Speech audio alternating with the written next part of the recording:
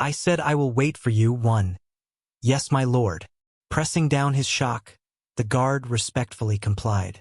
For the Bai house to provoke the master, only death awaits.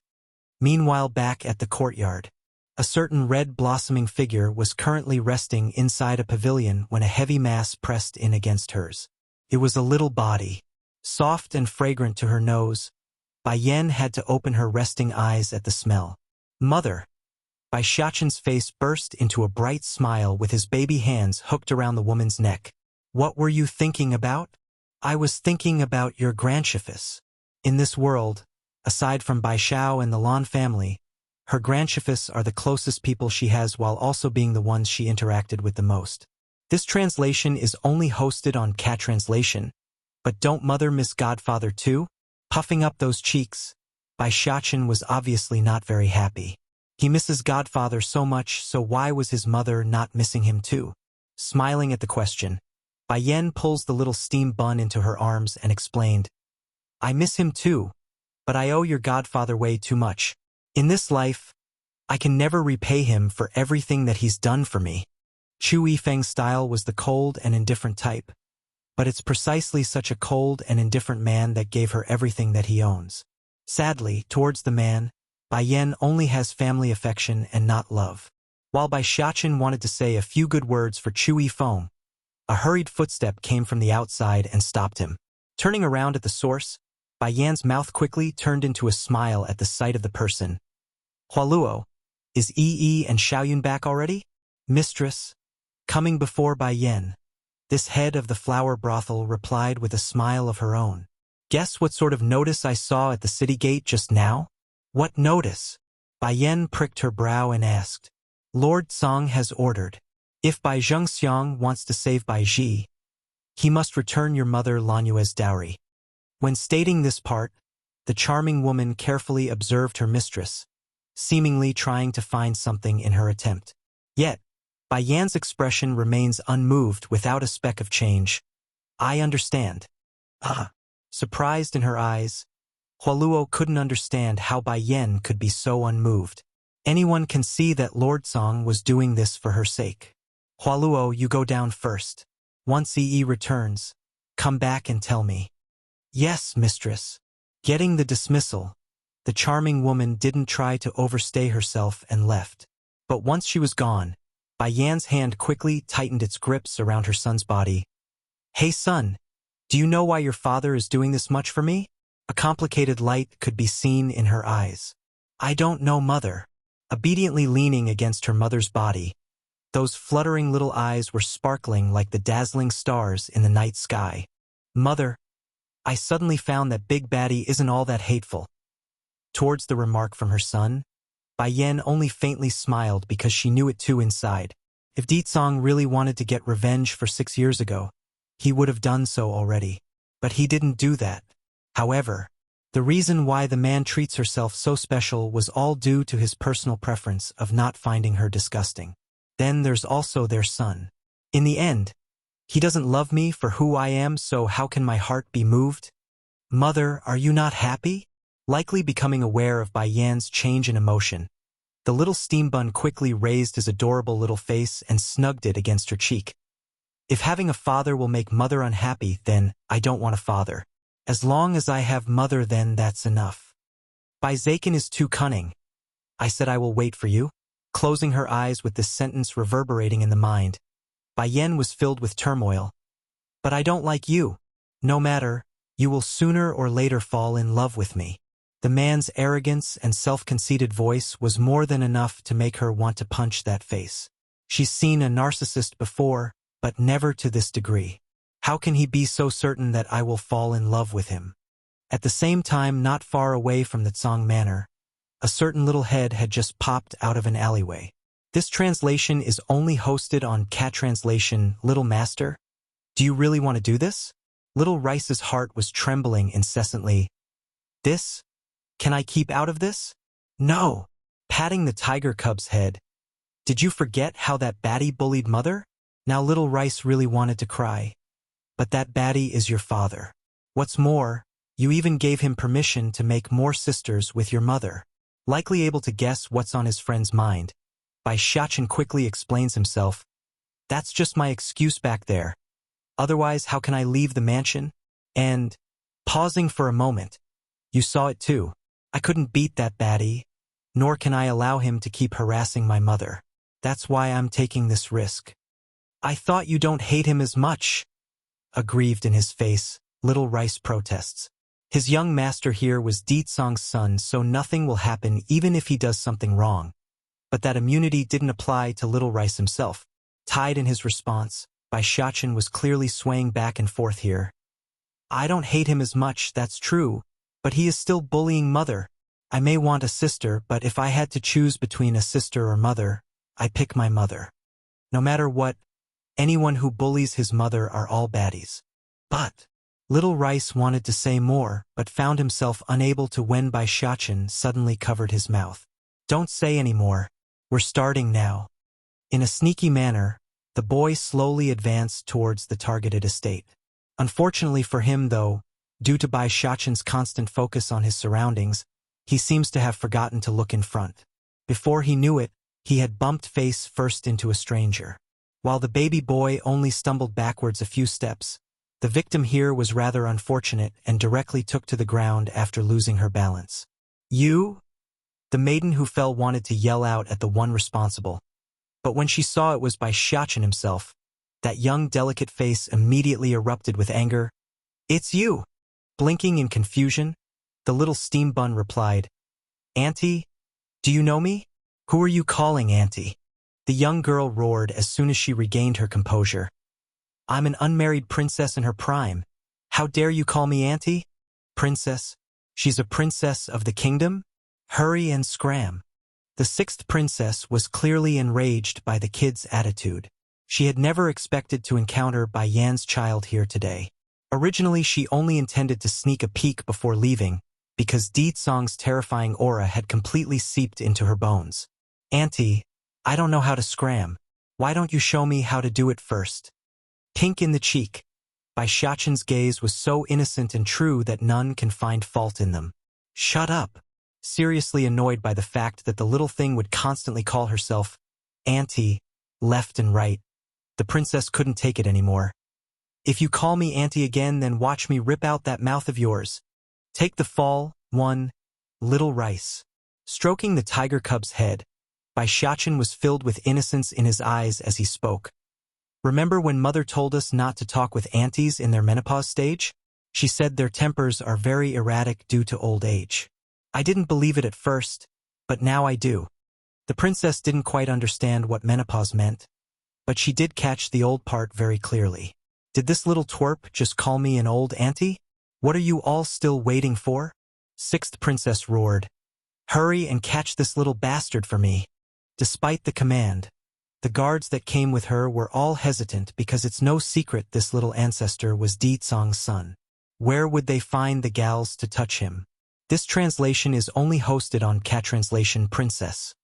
One of the men slowly inched forward and shyly spoke. Lord Song had openly recognized his status.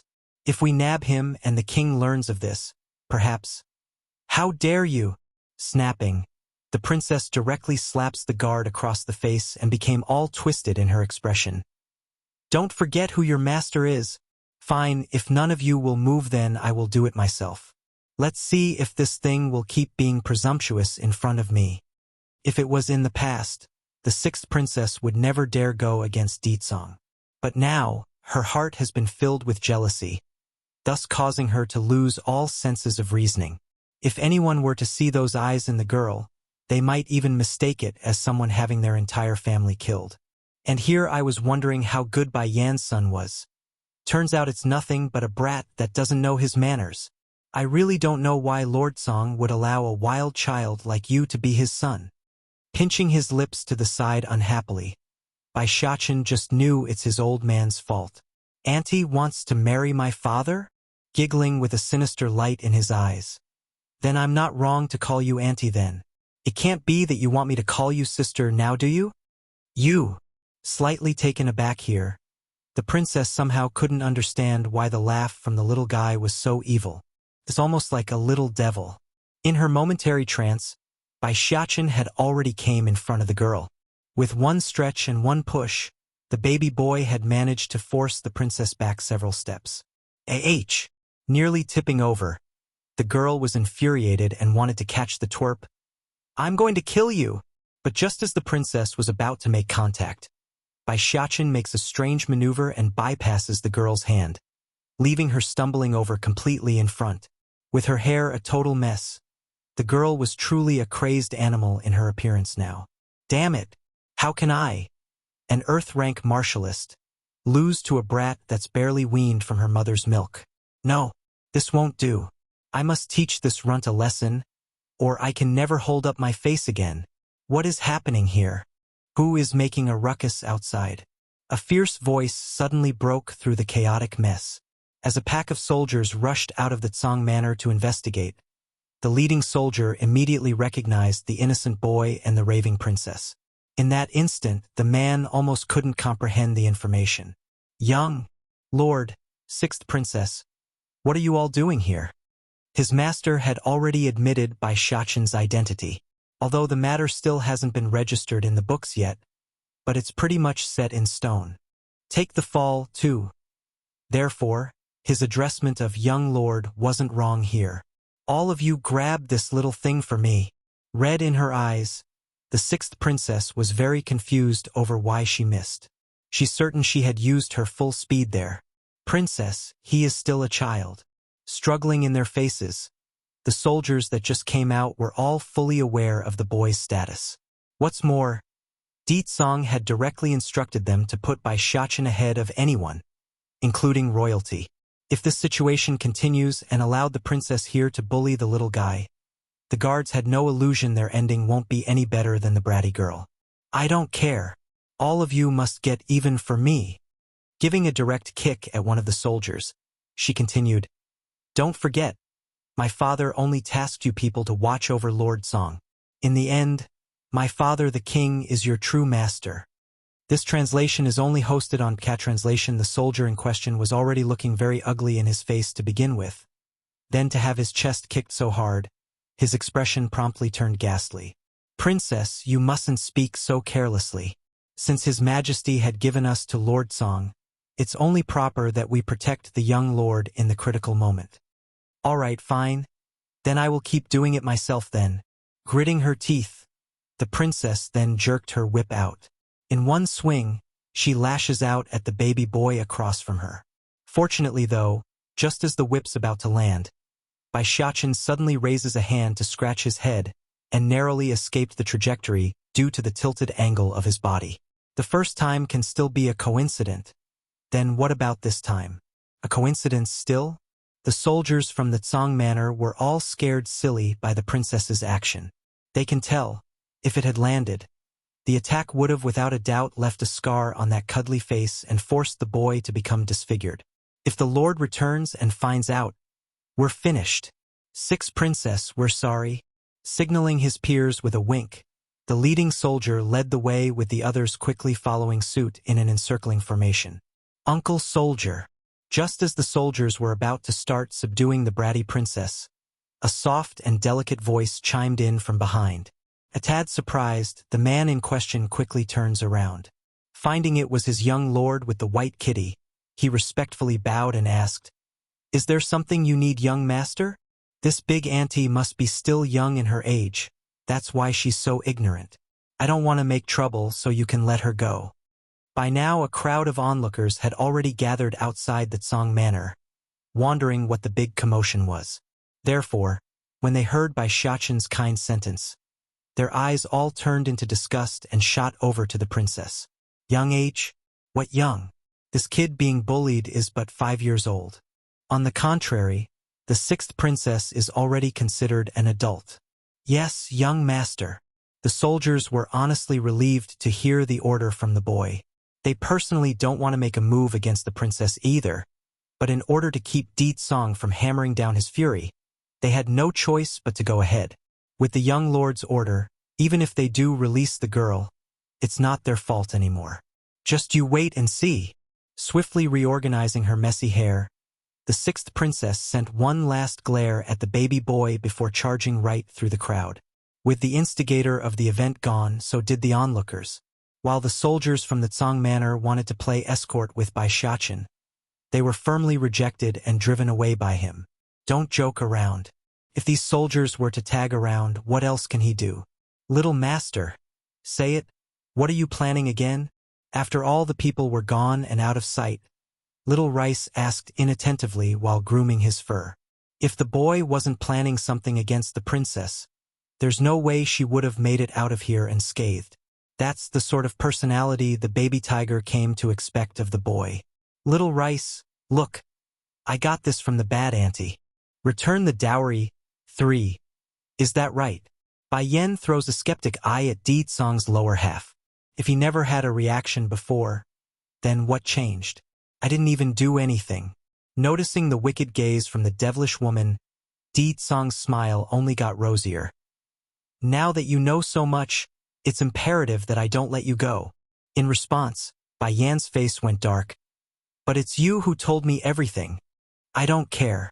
I just know you are in on my secrets, so you have to stay by my side. Then I'm regretting asking you these questions. It's too late for that. Grinning, as if you can dump me so easily, you unlucky woman. Fine, if you really want to marry me, then you have to promise that you can't go for my bed until we are bonded. Otherwise, I will rather die than to accept you in the future. Contemplating the idea for a moment, Di Tsong finally replied, Very well, I promise you. He's already waited 6 years. Another while won't make a difference here. But when the time does come though, Di Tsong swears by his name that he will make her unable to leave the bed for 3 days straight. I'll go get someone to prepare the room for you. Bai Yan grits her teeth. Once your place is repaired, you are moving back. I'm all right with that. Without hesitation, the man answers on the spot. Repaired? Ho ho. That's only if it ever gets fixed.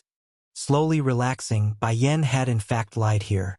When given enough time, she will use the opportunity to run with her son. It's not early anymore, so I'm going to rest. You serve yourself. After stating this, she swiftly rushed away, afraid the man would suddenly pounce at her again. Watching that departing back, Di Tsong's smile somehow manages to become even more enchanting. It seems it's time for me to get married. Compared to the tranquility on this side, the Bai house, on the other hand, was in utter chaos. First was Di Tsong announcing to the world that they must return the dowry in order to save Bai Ji. Then came the news that their youngest daughter was currently taking customers at the flower brothel. Despite their swift response to go investigate in person, none of the Bai family members could get inside the establishment. To add insult to the injury, the flower brothel wouldn't even recognize they had seized the girl.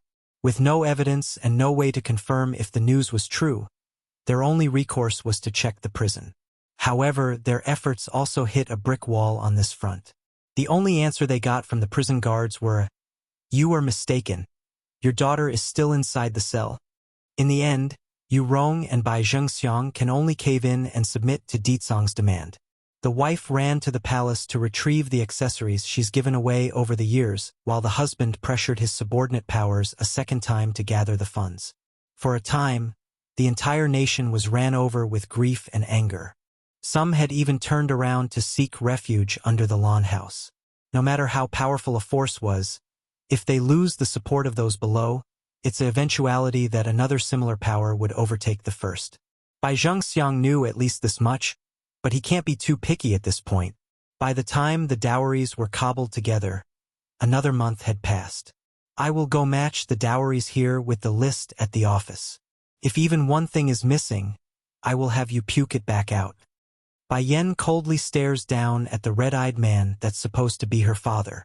Bai Yan, are you really going to go this far to completely disregard our father and daughter bond? The man's eye was full of anger. Tell me honestly, was it you who had Di Tsong persecute us? Lowering her teacup, Bai Yan only scoffed a laugh. Whether it's me or not, the fact remains that these belong to me. And this is just the first step. Don't forget, everything that you have today is the result of my mother being overly infatuated with you. Or do you think those Dan pills are without consequences? The man sneered. I've already returned what needs to be returned, and the pills are already consumed by me. Do you expect me to spit them back out? I won't have you spit them back out. Bai Yan paused, letting her dreadful smile take hold. But I can have your strength revert back to the stage where you never ate the pills. Threat 1. Bai Zhengxiang shuddered at the statement because he's got the strange feeling that this girl would surely carry out her threat today. Bai Yan, I'm your father. Tightly clenching those fists, his eyes burned with rage. Must you push us over the edge? If you don't want to let your strength revert back to before, then return the pills in which my mother gave you. From the day she returned to this place, Bai Yan had already made the decision to take back everything that once belonged to her mother. No more, no less. Bai Zhengxiang's eyes were full of mockery. I originally didn't want to go too far based on our relationship, but now that you are willing to ignore the bond between us, then don't blame me. Pricking her brow. Huh? Can it be, this man still has something in his hands that can threaten me? I know what you've been doing recently. Bai Zhengxiang's expression turned cold. The reason why you can be so arrogant is because of the flower brothel's backing. Otherwise, where would you find the courage to make so much clamor in front of me? This translation is only hosted on Cat Translation, laughing hard in her stomach. Bai Yan had trouble keeping herself from breaking into tears. Oh, isn't that ironic? There's some people here who can't even get in touch with the flower brothel when they try. Leaning leisurely on the chair, a gorgeous smile arose from her face. Prior to this, Bai Zhengxiang had tried several times to make a visit to this old manor after learning it belongs to the flower brothel. Unfortunately for him, the guards would drive him away at every turn, let alone let him step inside. If not for this case, Bai Yan would never allow such an evil-hearted man to come here. Bai Zhengxiang's face sank. Bai Yan, you finally admits it, eh? Admit what? Asked Bai Yan, her eyes confused. Admit that you are the leading prostitute of the flower brothel. Sad in his face, Bai Zhengxiang looked exactly like a father that's disappointed over his daughter's lost way. Bai Yan was dumbfounded here. Leading prostitute? And it's me who admitted it? How come I didn't know about this? Without paying heed to the strange frowning expression on his daughter's face, Bai Zhengxiang continues on with his ignorant ramble. I know back then it was you who wronged you. But you are not a good person either. Otherwise, how can you become the leading prostitute inside the flower brothel in merely 5 years? If Lord Song were to learn of this matter, what would he think of you? Would he still marry you? Not getting angry, Bai Yan instead broke out into a fitting laugh. And who is it that told you this? You don't need to know who told me this. You just need to know I now control your deepest secret. His eyes gloomy as he states this. I originally wanted to keep this secret hidden away because of our bond. But now that you won't let the Bai house go, it's only fair I turn this around. Likewise, I won't let you or the Lan house go. Watching the beaming confidence in the man's eye, Bai Yan's interest was honestly piqued here. So what is it that you want? She's not going to waste words here. Even if she denies the accusation, it's a certainty this dumb man will keep pushing the idea. If that's the case, she might as well pry out whatever plans he has in mind. I have already brought back Lanua's dowry, but I will also take them back with me in a bit. When the time comes, you can just tell Lord Song that you've received them. From the very beginning, he had never intended to return these dowries. The reasoning for why he had gathered everything was mainly because of Ditsong's men watching his every move. But whether or not Bai Yan really accepted these dowries were another matter. That's something out of Lord Song's control. Sneering, Bai Yan's gaze was full of ridicule. And why should I do as you wish? Because I know you are the leading prostitute of the flower brothel. That's why. Pompous in his posture, he confidently raises his chin. In addition, I also want you to tell Lord Song that the one from 6 years ago is your sister Ji and not you. Stealing the Dan pill? 3. Someone that doesn't put the interest of the Bai family ahead of everyone else doesn't deserve to be my son. Those from the Lan family aren't good people either. When Ditsong came to force us to return the dowry, none of them even came forward to say a single word. If even one of them said something, would Ditsong still insist on the matter? Gritting his teeth, Bai Zhengxiang's gaze turned exceptionally sharp. Raising a slight smirk, this was exactly what Yu Rong wanted to see. So long as her husband remains on her side, There's nothing to fear anymore from Bai Yan's end. This includes what happened in the past. It no longer matters anymore. Wife, you go rest first while I go pick up our daughter from the prison. Be sure to watch your body during this critical time. At the mention, the man's heart instantly started to hurt. She's been inside the prison for so long. I bet she must have suffered a lot. I just hope her face isn't harmed in any way. Otherwise, that's a big loss. This translation is only hosted on Cat Translation, first giving a couple of instructions to the servant girls to care for his wife. Bai Zhengxiang then hurriedly ran off to the prison. Unfortunately for him, due to the lack of people to receive him, he can only wait outside the main door for someone to come out. This lasted from last night's evening to the very next morning. Lord Bai, why are you waiting here? The prison guard exclaimed as soon as he saw the panda-eyed man standing there. Twitching in the corner of his mouth, Bai Zhengxiang had to try extremely hard to suppress his anger at the question. Lord Song said, as soon as I return the dowries, he will release my daughter Bai Ji. I've done as he asked, so I'm here to pick up my daughter. Now the prison guard was even more astonished in his eyes. But Lord Bai Ji had already been released a while ago. Did you not know? What? Why did I not know? And why did no one from home come inform me? It can't be. I wasted the entire night waiting? Not looking good at all in his complexion, Bai Zhengxiang didn't utter another word. Instead, he promptly turned for the direction in which he came. And of course, there's no way he would be able to know that Bai Ji had in fact just been released from the flower brothel after being forced to take on the last customer. By the time he returned to his home, he just so happens to bump into the dispirited Bai Ji making her own way home from the opposite direction. Father! At the sight of her old man, Bai Ji's pent-up humiliation all came pouring out in one flow. Unable to keep her body upright, she loses her footing and fell forward to the ground with tears seeping out of her eyes. Ji! Screaming out this name in horror, Bai Zhengxiang rushes up to catch his daughter. What happened to you? How did you become like this? Bruised all over with her clothes in tatters, Bai Ji appeared absolutely horrible due to how pale her complexion looked. My daughter, I heard people say you've been abducted into the flower brothel. Tell me, is it Bai Yan who's behind it? Shuddering at the question, Bai Ji bites her lip before meekly responding. Father, I was inside the prison the entire time, not at the flower brothel. How can she possibly let anyone know about her horrific experience? Even if it's her own father, there's no way she can let anyone know. Otherwise, this man will surely abandon her too after learning she's of no value. Just recalling that nightmarish experience again, Bai Ji instantly became overwhelmed with weakness and closed her eyes in hope of forgetting it. Compared to the flower brothel, she would have preferred the punishment from the prison. Though the torturing sessions were painful, at the very least she would have remained intact.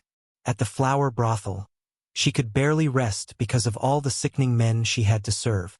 Then at night, that's when the true nightmares began. There were no ends to the things she was forced to do and take from the special parties organized just for her. In short, she's done things she never thought possible with her body. Whether it be inside or outside, something has definitely been broken. It's great that you weren't at the flower brothel. Bai Zhengxiang was definitely relieved to hear this. Only people like Bai Yan would sell herself to such an establishment. Such a place, it's better to die than to fall that low. Stealing the Dan pill? 4. Although Bai Zhengxiang wanted to send Bai Ji to Ditsong's side, but never once did he intend to have his daughter service another man to achieve this goal.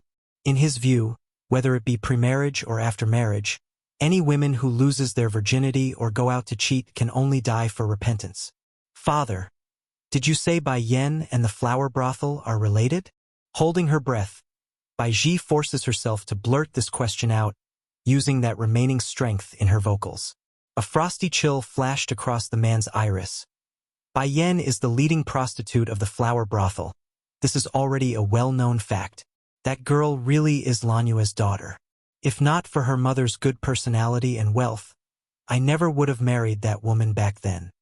Lanyue was known as the kingdom's #1 beauty. Both virtuous and kind, any normal men would have prized such a wife.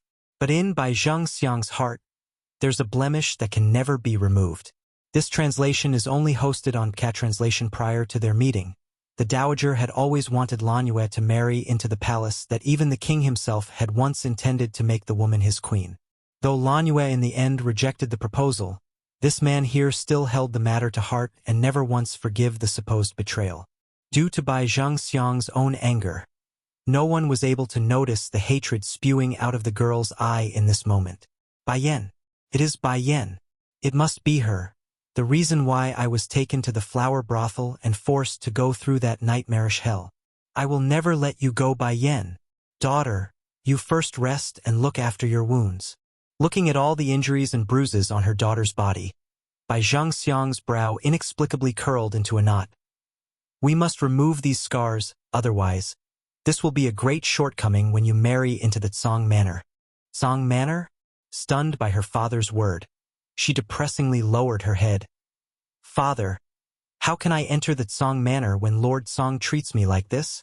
You don't need to worry about this matter. I have a way. All you need to do now is to look after yourself and wait for Lord Tsang to marry you. Raising a smile of confidence, he firmly reassures his daughter. Sure enough, a flicker of hope once again ignited in the girl's eye as a result of this. In her mind, so long as she can marry that man, she's willing to do anything.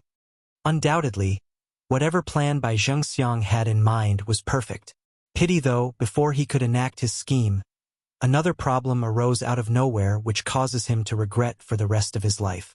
On this day, Yu Rong's elder brother, Yu Fei, and his family had just arrived at the city when they came across an incident on the street. A youth had just lost consciousness, and the one tending to the patient was none other than Bai Xiao. This should have been nothing too eye-catching, but Bai Xiao just had to bring out a Dan pill to help the youth after normal means didn't work. When Yu Fei saw that round beady object in the boy's hand, his eyes nearly popped out as a result of the shock. Without thinking twice, he slashed out with his sword at the boy's hand. If it were normally, this slash wouldn't be able to harm Bai Xiao. Unfortunately, in this case, due to the boy's focus being entirely on the unconscious youth, he was unable to notice the attack until it was too late. As for those tasked with protecting the young lord, these hidden guardians were literally scared out of their wits. Due to the abrupt nature plus how close the proximity it was, the best these people could do was resolve some of the power in that slash and deflect the trajectory so slightly. In the end, blood came spewing out of Bai Zhao's hand due to the bone-piercing cut. Sir Xiao. While one of the hidden shadows swiftly lands to tend to the boy, the other shadow made a dash for Bai Yan's place to report this. Stealing the Dan pill? 5. I'm okay. Wiping the blood from the corner of his mouth. Give him the Dan pill first, he's an acquaintance of mine. Yes, Sir Xiao.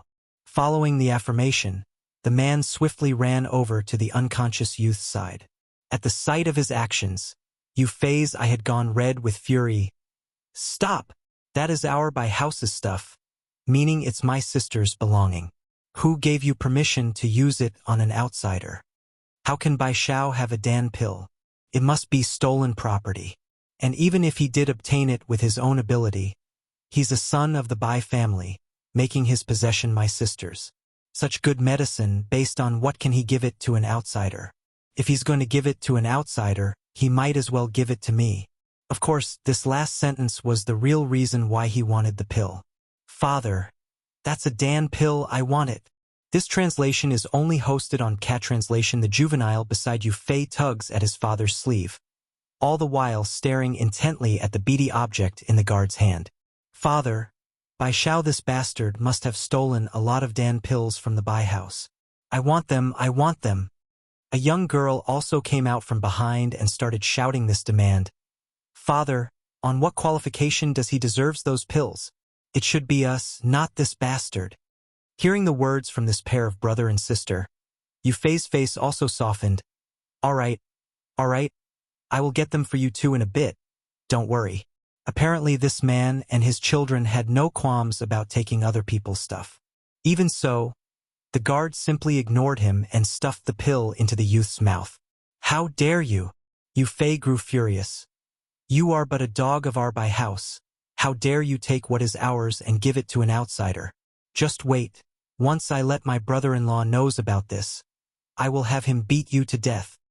Since the man was willing to take orders from Bai Xiao, he assumed it's safe to believe this guard was also working for the Bai house. Hearing Yu Fei's words, the man's face immediately turned cold. No matter what, he's still a sky-class martialist, a being that would be looked on in awe no matter where he went. To think he would be called a dog here, even if the chief of the Bai house were to stand in front of me, he would not dare be so presumptuous in my presence. The man known as the left guardian to his peers makes an ironic sneer, holding the other side in contempt with those eyes. Hearing this, Yu Fei instantly broke out into a laughing fit. You're but a little guard, how dare you put on a face in front of me? Against an insect like you, all I need to do is flex a finger and I can easily squash you. Left guardian's expression was full of ridicule. Why is it that anyone remotely related to Bai Zhengxiang are always like this, like to seek their own death? Sorry, but I haven't fallen so low that I need to move my own hands to deal with you. Bang! As soon as these words came out, Yu Fei's body instantly flew out into the crowd like he's been pummeled in the chest with a giant fist. Who attacked me? Crawling up with rage in his eyes, Yu Fei's expression was very ugly right now. As for the man standing in front of Bai Xiao, he didn't even have him in his eyes. In this foolish man's view, if anyone had such great strength, they would already have left the Bai house and went to work under the royal family or some other similar power. Brother! It was at this moment a hurried voice broke through the air from the back. When the crowd turned around to look for the source, what came into view was Bai Zhengxiang and Yu Rong rushing over with their people. The strong robs the weak one. Yu Rong's face froze, her eyes widening in shock. What? It's not some spirit pill but some medicinal healing pill? This bastard set me up. In the blink of an eye, Bai Zhengxiang also understood what's going on. He turned around to face the boy, his eyes filled with anger. Oh Bai Xiao, when did you become so deceitful like your sister? I don't care whether the pill in your hand is a spirit pill or a healing pill. As long as you are my son, then you must hand over your possessions to me for safekeeping. Looking at Bai Zhengxiang's righteous appearance, Bai Xiao tightens his lip at the sight. All of a sudden, an indescribable fatigue overtook his body. For so many years, he's been patient because he didn't want to lose everything that his mother so painstakingly worked for to be destroyed. This way, he will have the necessary power to back his sister in the future. That was his plan. This translation is only hosted on Cat Translation, but now, he understands that with the shamelessness of these people, the Bai house will be destroyed before it reaches his hand. I, Bai Xiao, am fatherless and motherless. In this world, I only have one sister and a nephew. Based on what can unrelated people like you ask me of my possession? Damn you! Bai Zhengxiang roars out, scolding his son in full force. Is it Bai Yan, that unfilial girl, who instilled these thoughts into your head? You used to be so good, but now that your sister is back, you suddenly became so disobedient. Husband, don't be angry. Let me have a talk with him first. Seeing how more and more people were gathering with no end in sight, Yu Rong knew things cannot continue like this. Hurrying over to her husband's side, she attempts to soothe that puffing chest with her stroke. Bai Xiao, you are a son of the Bai house. That makes you forever part of the family. In order to not let others deceive you, we have the obligation to look after your possessions. If there's so much Dan pill on Bai Zhao's body, how can they let him go? If they are not careful here, it might just fall into that bitch Bai Yan's hand. That's pretty much what's going through the woman's head anyways. There is nothing wrong with Madame Bai's request. As his parent, they are in their right to look after his finances and possession. Even if they did wrong him, that doesn't change the fact. Bai Xiao isn't his sister. Bai Yan may have been driven out of the family by her father, but the boy's name is still hanging in the clan hall. He cannot swallow these valuables. Like thorns, the discussion from the crowd directly pierced into his heart, hurting him to the point where his expression had transformed into the winter storm. Right now, never had he wished so hard that he's not a part of the Bai family. If that was the case, none of these problems would occur. You people want the Dan pills? Suddenly out of nowhere, Bai Xiao started laughing hysterically. Towards the strange behavior, Yu Rong somehow felt a chill running down her spine that she can't explain. Even if destroy them, I will never give them to such beasts like you people. What did you say? Yurong widened her eyes. Based on what can you destroy my family stuff? Based on what? Based on the fact that these are all given to me by my sister. She's no longer part of the Bai family, making these pills unrelated to any of you. Boom. I can't do anything if you keep saying I'm a son of the Bai house. Then what about my sister? She was openly expelled by you people, now you got nothing to say, right? Bai Yan. Yurong snickered at the statement. She's nothing but a leading prostitute at the flower brothel. How can she possibly get her hands on such valuables? Are you taking me for a fool? Though the name included the word leading, but in the end, such an entity was nothing more than woman that's ridden by any men who can pay the price. An existence of the lowest level. The Heavens Chapter 183 Chapter 183 will not tolerate too. Today, I, Bai Yan, will put my word out. The Yu family is dead, and whoever dares to get in my way will perish along with them. Bai Yan, Yurong was trembling, which causes her blood to seep even faster and draining all her strength along with it. Like his wife, Bai Zhengxiang was also staring intently at her. If one didn't know better, they might mistake this man as someone who's seeing an enemy who's killed his whole family. What are you staring at? Left Guardian was so angry at the man's attitude that he didn't think twice about slapping him across the face. Despite the humiliation, Bai Zhengxiang continues to stay silent with his face twisting into an ugly scowl that's no different from someone suffering from constipation. Even if he didn't have a brain, he did have enough insight to see that the foe was also at the sky rank in terms of cultivation. What's more, it's at the peak level, one tier higher than himself who's at the mid-level. This translation is only hosted on Cat Translation. Husband, are you okay? A flash of panic exploded out of Yurong's eye as she glared daggers at Bai Yan. How can you let your patron treat your father like this? Turning even colder in her expression, Bai Yan didn't even look at the idiotic woman. Gao Yi, slap her for me. After this order, Gao Yi quickly appeared before Yurong to carry out the task. Since he was aching to do something of similar order to begin with, he didn't hold back at all. A brief while later, Yurong's mouth had swollen into a bruised lump of purplish red. Looking even worse than before, Bai Zhengxiang forcefully climbs back up and turns to his daughter. Bai Yan, no matter what, I'm still your father. Why must you be so cruel and refuse to listen? I only want you to repent and come back to the right path. Ladies and gentlemen, not giving Bai Yan a chance to speak, he continues. All of you come and see this. Look at how this good daughter of mine treat me. It's bad enough she's fallen in to become a leading prostitute at the flower brothel. She's now having one of her patrons humiliate her own family. Such a daughter deserves nothing but a miserable end. Not flinching in the least at the insult, Bai Yan only raised a smirk while letting the shameless man continue on with his rant. Sure enough, as more and more crowds gathered at the scene to listen in on his words, gasps and shock were hovering in the air. Oh heavens! Did they hear it wrong? Bai Yan is the flower brothel's prostitute? The type that does on a regular basis for money? Just as everyone was astonished over the shocking news, an angry voice abruptly broke through the commotion. Bai Yan, I never thought you would be such a person. The voice was very familiar, so familiar that it caused her to raise a brow. Sweeping over to the source, Bai Yan can see it's the livid-looking Nangong Yi, Crown Prince. How surprising, to think you would recover so quickly after 200 rods. Going green in his face, Nangong Yi still haven't forgotten the pain from that ordeal. If not for his father's generosity of giving him a 4th-grade medicinal pill from the treasury, he would still be in bed moaning in pain. Unfortunately for this family, there were only 2 pills available. One was naturally for him, the other for his son. As for Bai Ruo, that woman can only remain in the bed due to her injuries. Humph! If I didn't recover so quickly, I wouldn't have known the kind of disgusting deeds you've done.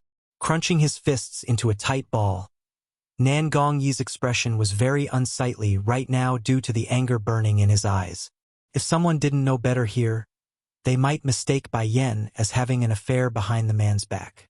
Ignoring the unrelated person, Bai Yan shifts her gaze back to her supposed father.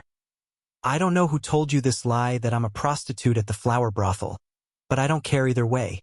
Maybe even in death you won't change that habit of yours in believing just any random lie. However, she smirked, raising an eerie chill in the air. You should never have harmed my brother. In this world, I will not tolerate anyone from hurting him. To heal you under the peach blossom tree located in the back garden. Bai Yan was currently sitting inside the pavilion, holding a book in her hands. With her long legs curled up on the bench, the image of her serene figure was like a touch of life on this picturesque image. Just as she's enjoying her moment of peace and quiet, a rushed guard from the outside interrupts her reading by charging into the garden. Mistress, someone is seeking an audience with you. Closing the book, she calmly looks up to face the soldier. Who? He calls himself Bai Zhanping. Bai Zhanping? Due to unfamiliarity of the name, Bai Yan inexplicably curled her brow into a knot. Go let him in first. Yes, mistress. Receiving the order, the guard retreats to only return a short while later with the 2 extra figure in tow. It's you. Recognizing the younger male, she cries this out like a reflex reaction. This translation is only hosted on Cat Translation. Miss Bai Yan. I hope you wouldn't mind me being so abrupt in my visit today. Raising a faint smile, Bai Zhanping attempts to help liven up his appearance. Sadly, due to that frail body and sickly complexion, there's no denying he's unwell. Slowly getting up, Bai Yan didn't hesitate to ask, I know it's my fault the other day in Ping into you, but how did you find out about my place of residence? You've misunderstood me, miss. I did not come here to ask for an apology. Breaking out into a cough again, Bai Zhanping stubbornly forces a laugh to mask that outburst. I came today because I have a very good impression of you. That's why I'm visiting. If such words were to come out of any other random person's mouth, Bai Yan would no doubt mistake it for a flirting playboy trying to hit on herself. However, oddly enough, she didn't get such a feeling like it's a very good thing. Your body? After the brief interaction, she can tell the man before her was very sick and wouldn't have many years to live. This body of mine is already beyond help, and my trip away from home is also because I'm near my end. I want to find my long-lost sister so I can bring her home. When I saw you the other day, I felt like I was seeing my sister at my side again. Trembling in her heart. Your younger sister. How old was she when she disappeared? By this year, she should be closing in on 40 years old. I don't know how she disappeared, but 20 years ago she just never returned after an outing. Nearly 40? Then that means she didn't disappear while still in the cradle. Bai Yan was honestly a little disappointed here because she did have a tinge of hope there for a second. Your physical problem is very serious. If you don't mind the inconvenience, can I have a look? Loosening her tense brow, she bluntly asks. Young master? The elder standing beside the sickly man was very anxious after hearing the request. Just as he wanted to stop this, Bai Zhanping instead stopped him with a shake of the head. There is nothing to be inconvenient about. Miss, are you an alchemist? That's right. Without hiding her background, Bai Yan slowly stepped in front of Bai Zhanping and infused her spirit into the man's body for the examination. Shuddering at first over the intrusion, the sickly patient quickly relaxed himself after getting overwhelmed with a soothing sensation like someone bathing in the open sunlight. As nice as it was for Bai Zhanping, his follower on the other hand didn't look so well. Practically sweating down to his underwear, the elder was praying to the heavens that things would turn out well. The reasoning, if Bai Yan tried anything in this state, no one can stop her. Fortunately for this loyal servant, Bai Yan's spiritual intrusion only lasted for a short while before she pulled out. With the dignified face of a healer facing a patient, she asked, Did you get seriously injured 10 years ago? If you like this translation, consider donating for an extra release or simply turning off ad block helps too. To heal you, Bai Zhanping nodded. Yes, I was actually injured by my enemies 10 years ago. Then there's no mistaking it then. Though 10 years ago an alchemist managed to save your life with a Dan pill, but because he couldn't complete the job, your enemy's residual energy had continued to wreak havoc inside your body over the years. Bai Zhanping was stunned by the girl's ability to know this much, making a wry smile. Everything that you said is known to me, but I too know that if I forcefully remove the wisp of energy, it will cause severe damage to my meridian. If living means I will become a cripple, I would rather die than to lose my dignity. Who told you such a silly thing? Raising a smirk, Bai Yen shifts her sight onto the napping white tiger cub currently basking in the sunlight not far away on the ground. Little Rice, I have a mission for you. Without delay, Little Rice swooped into Bai Yan's arm and looked on with disgust at the sickly man. This human isn't even a great beauty. To think Mistress would want me to suck out that wisp of energy from him. And oh way, 2 plates of Dongpa pork. Bai Yan grits her teeth to say this. Note, Dongpa pork is a Hangzhou dish which is made by pan-frying and then braising it until it practically melts to the touch. Making a childish snort, the baby tiger knocks his head up in refusal. I won't sell my dignity for merely 2 plates of Dongpa pork. This translation is only hosted on Cat Translation. Add in another roast suckling pig. Bai Yen continues. Flashing a spark in his tiger eyes, Little Rice was starting to sway from the temptation. I will personally cook your food for 1 month. Bai Yen decides to go all in. Sure enough, Little Rice was sparkling with stars in his eyes now. Without delay, he pats his cute little paw with Bai Yan's hand to seal the deal. All right, what H-I-T-T-Y dignity in front of great food, it's all bulls. H-I-T. Plus I don't have to abuse my poor tummy now. Not so bad at all. Getting what she want. Bai Yen turns around to face the sickly man. Go with him. He will suck out the wisp of energy from your body. This left Bai Zhamping and the old elder very surprised there. There are countless alchemists inside the medicine sect who couldn't do a thing against the wisp of energy. But now the girl can solve it with only a few words and a promise? Miss Bai Yen, Bai Zhamping's mouth carried with it a tinge of bitterness. This condition had been plaguing me for over 10 years. Even if you can remove the wisp of energy from me, my body will still fail after being destroyed so thoroughly. At best, I will only have a few years to live. P.R.I.C. King her brow, Bai Yen thought nothing of the man's worry. Since I said I have a way, then there won't be an issue. If you trust me, then go with him. Young master. The old elder was anxious now. He knows if the young master were to be given a choice now, he will surely pick to believe this unknown S. Young master, it's better to be safe than sorry. Bai Zhamping sends a questionable glance at the elder. I don't have much left to live anyways. What harm can there be in believing her?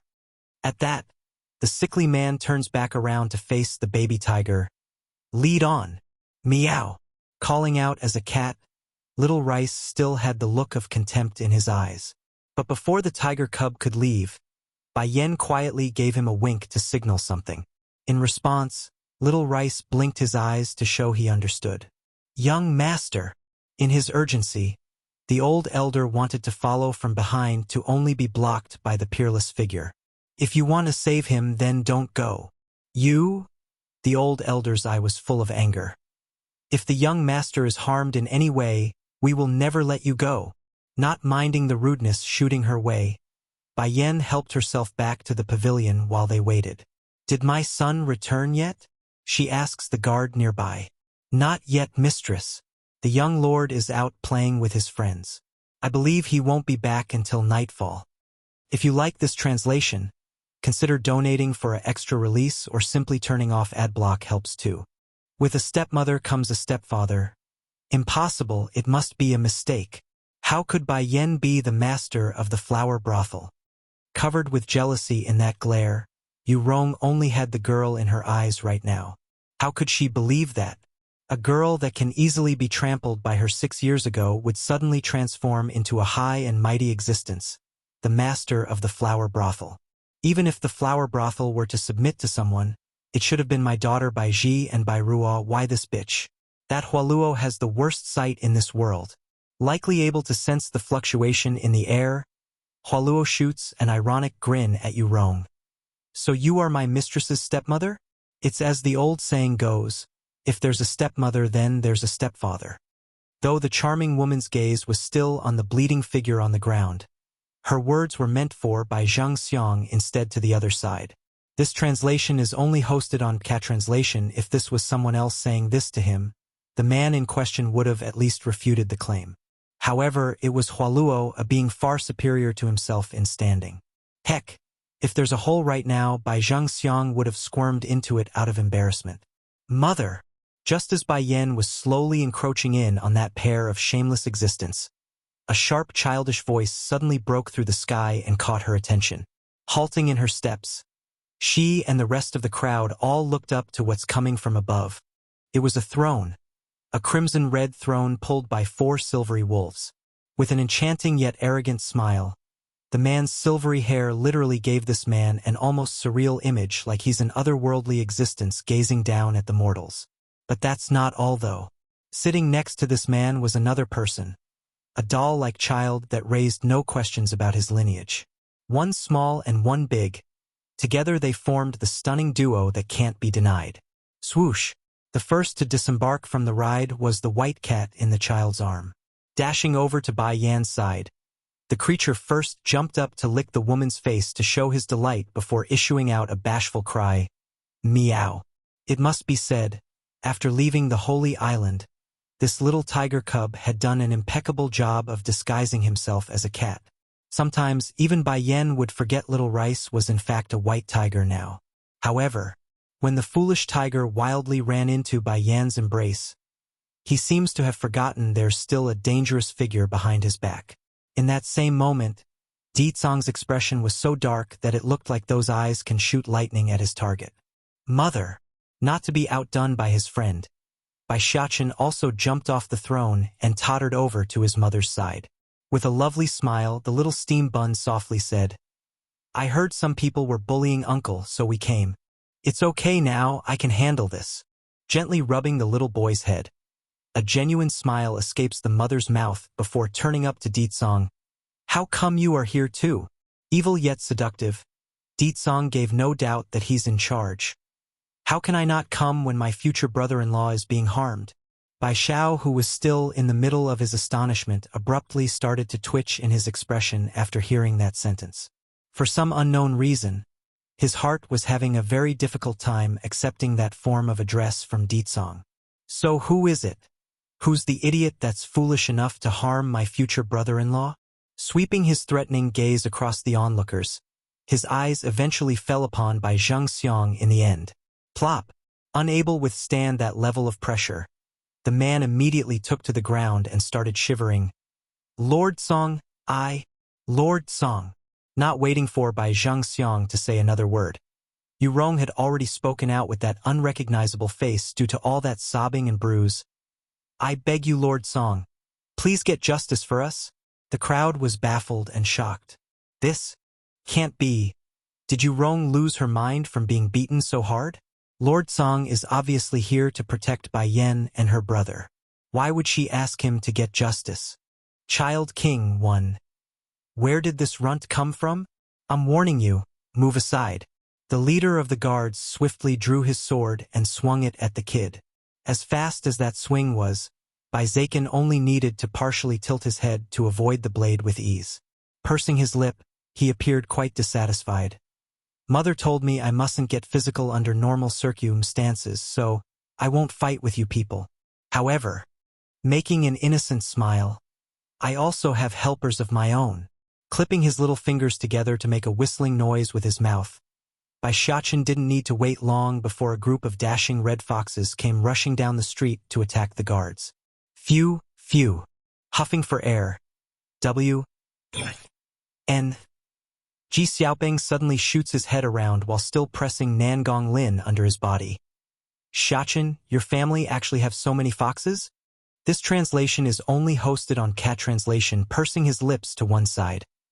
Mother told me Auntie wanted a fox. That's why I called for them. Since they were nearby after just arriving in the city, I figured they would be good for boosting our might. How can this be merely boosting our might? This is practically supernatural. Unable to close his gaping mouth, W. N. Ji Xiaoping didn't bother to hide his coveting eyes that's twinkling with stars. Xiachen, we are friends, right? Can you give me one too? Contemplating the idea, Bai Shaochen uncharacteristically shook his head. That won't do. I promised Mother that I will let Auntie have a fox. Once she's done choosing, then you can pick. Not minding it in the least. End. Ji Xiaoping was literally blooming in his smile. Okay. From now on I don't want to be your brother. I want to be your follower. As compensation, you must give me a female fox. Why a female fox? It's my father's fault.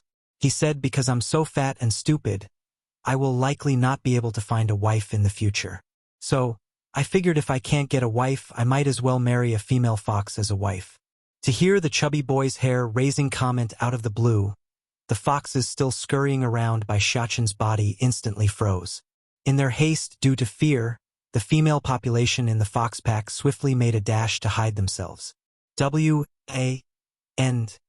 Ji Xiaoping, look what you've done, you scared my foxes.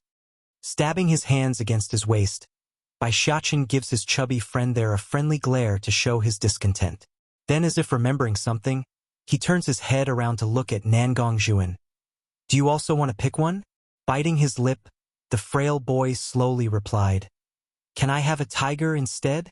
Why? Finding it strange, he quickly inquired for more info. Beaming a bright light in his eyes, Nangong Zhuan was surprisingly brave when he answered. A tiger is the king of the animal kingdom. I too want to become a king. Going dark in his little face, Bai Shaoqin refutes the claim. Who told you a tiger is the king of the animal kingdom? What's wrong with a fox? Take little Rice for example. That stupid cub can do nothing but suck. You. MB to my oppression. Oh wait, that's not right. It's suck. You. MB to mother's delicious food. That's what I read from the books? Scratching his confused head, Nangong Zhuan didn't understand why his friend was so irritated. Am I wrong? Flashing a devious light across his iris, Bai Shaoqin suddenly came down with a great idea. I can call for a tiger, but from now on you must say a tiger is inferior to a fox. Nodding earnestly, Nangong Zhuan was very happy over the deal. I promise you, from now on I will only say a fox is stronger than a tiger. Hearing that, Bai Shaoqin finally nods with satisfaction. That's right, what tiger and lion? What dragon and phoenix? At the end of the day, all of them must squabble on the ground before a fox. Yes, boss? Nangong straightens up his back. Shaoqin is so powerful, so his words must be true. What is a boss? Bai Shaoqin innocently blinked his eyes. When did I become a boss? If you like this translation, consider donating for an extra release or simply turning off ad block helps too. Child King, 2. Did W.A.N. Ji Xiaoping not say by taking your demon beast, we will be your follower? A genuine smile floats out of Nangong Zhuan's happy face. And I think that by following you, we won't lose out. Smacking his little head like he just became enlightened, Bai Shaoqin proudly pats his friend's shoulder with glee shooting out of his eyes. That's right. Follow me, and you won't have to worry about not getting meat. Watching how easy his friend over there was able to toy with the newcomer, W.N. Ji Xiaoping, chubby, was starting to get bored of his own fight. In one squat, he directly takes a seat on top of his victim. I'm tired. I need a break, so stay there. PFFF. Due to the heavyweight that's known as this chubby kid, poor Nangong Lin, bully, could only splurge out a mouthful of blood before losing consciousness. It's getting late, so I have to go back first. Mother is waiting for me to eat dinner. Not forgetting his new friend, Bai Shaoqin attempts to drag the skinny boy away with him. If you go back to the palace now, I'm sure those bad people will talk bad things about you in front of Granny Dowager. Why don't you come with me to my home first? This translation is only hosted on Cat Translation. Surprisingly, Nangong Zhuan didn't hesitate in the least when he earnestly nodded. All right, I'll follow your words. Seeing this, the chubby kid resting there on his victim could only roll his eyes at how easy it was to kidnap the skinny boy. Hey kid, how dare you fall asleep in front of your boss chubby here? W.A.N. Ji Xiaoping had rested enough. Climbing up, he didn't wait to give the unconscious bully a good slapping to knock him out of his coma. Truthfully, Nangong Lin didn't act there, he really did faint a minute ago. I'm warning you, Nangong Juan is under my protection. If you bully him again, watch and see if I won't drag you into a dark alley to have a bunch of men go at you. Knocking his chubby face up proudly, W.A.N. Ji Xiaoping only learned of this saying while he was eavesdropping on a ruffian trying to threaten a woman the other day. He didn't expect it to come in handy here. My father is the crown prince. Nangong Lin was shaking all over as he wept, not affected in the least by that fat-ridden face. W.N. Ji Xiaoping sends another flurry of slaps across his victim's face to showcase his dominance. Who is the crown prince? My father. Pa. Another slap goes through. You can only say one word. Father. Only then did W.N. Ji Xiaoping tossed the fat bully aside. That's right, good son. Now there was no holding back the tears for Nangong Lin. Never in his life had he been insulted and bullied to such an extent. By Shachin, we're leaving. Patting his hands together to clean the dust. W.A.N. Ji Xiaoping only managed a few steps before he suddenly jerked to a halt. Turning around, starts asking with that twitching face. Who did he say his father was? The crown prince, Bai Shachin kindly answered. Immediately, the chubby made a mournful cry. O.G. O.D. I'm finished. Don't worry, as long as I'm here, his father won't be able to take revenge on you too. Patting his chest with confidence. Bai Shachin sounds like his words are law. It's not that, it's my father. He will kill me if he learns of what I did. His father had repeatedly warned him not make trouble outside. Yet he's done exactly that. Of all the people he had to hit, he had beaten up the one son belonging to the crown prince of the kingdom. It's all my fault. Seeing the pitiful appearance of his chubby friend, Nangong Juan attempts to take responsibility. No, it's not your fault. Shaking his chubby head. I'm only getting a beating, what's the big deal? If anything, I will only lose a layer of skin. That be A.S.T.A.R. D bullied you so he deserves it. W.A.N. Ji Xiaoping may look like he's having second thoughts now, but even if he did know the fat boy's background and who his father was, he wouldn't have done it differently. Not like my old man will really beat me to death for something so small, right? Forget it, you two go back first.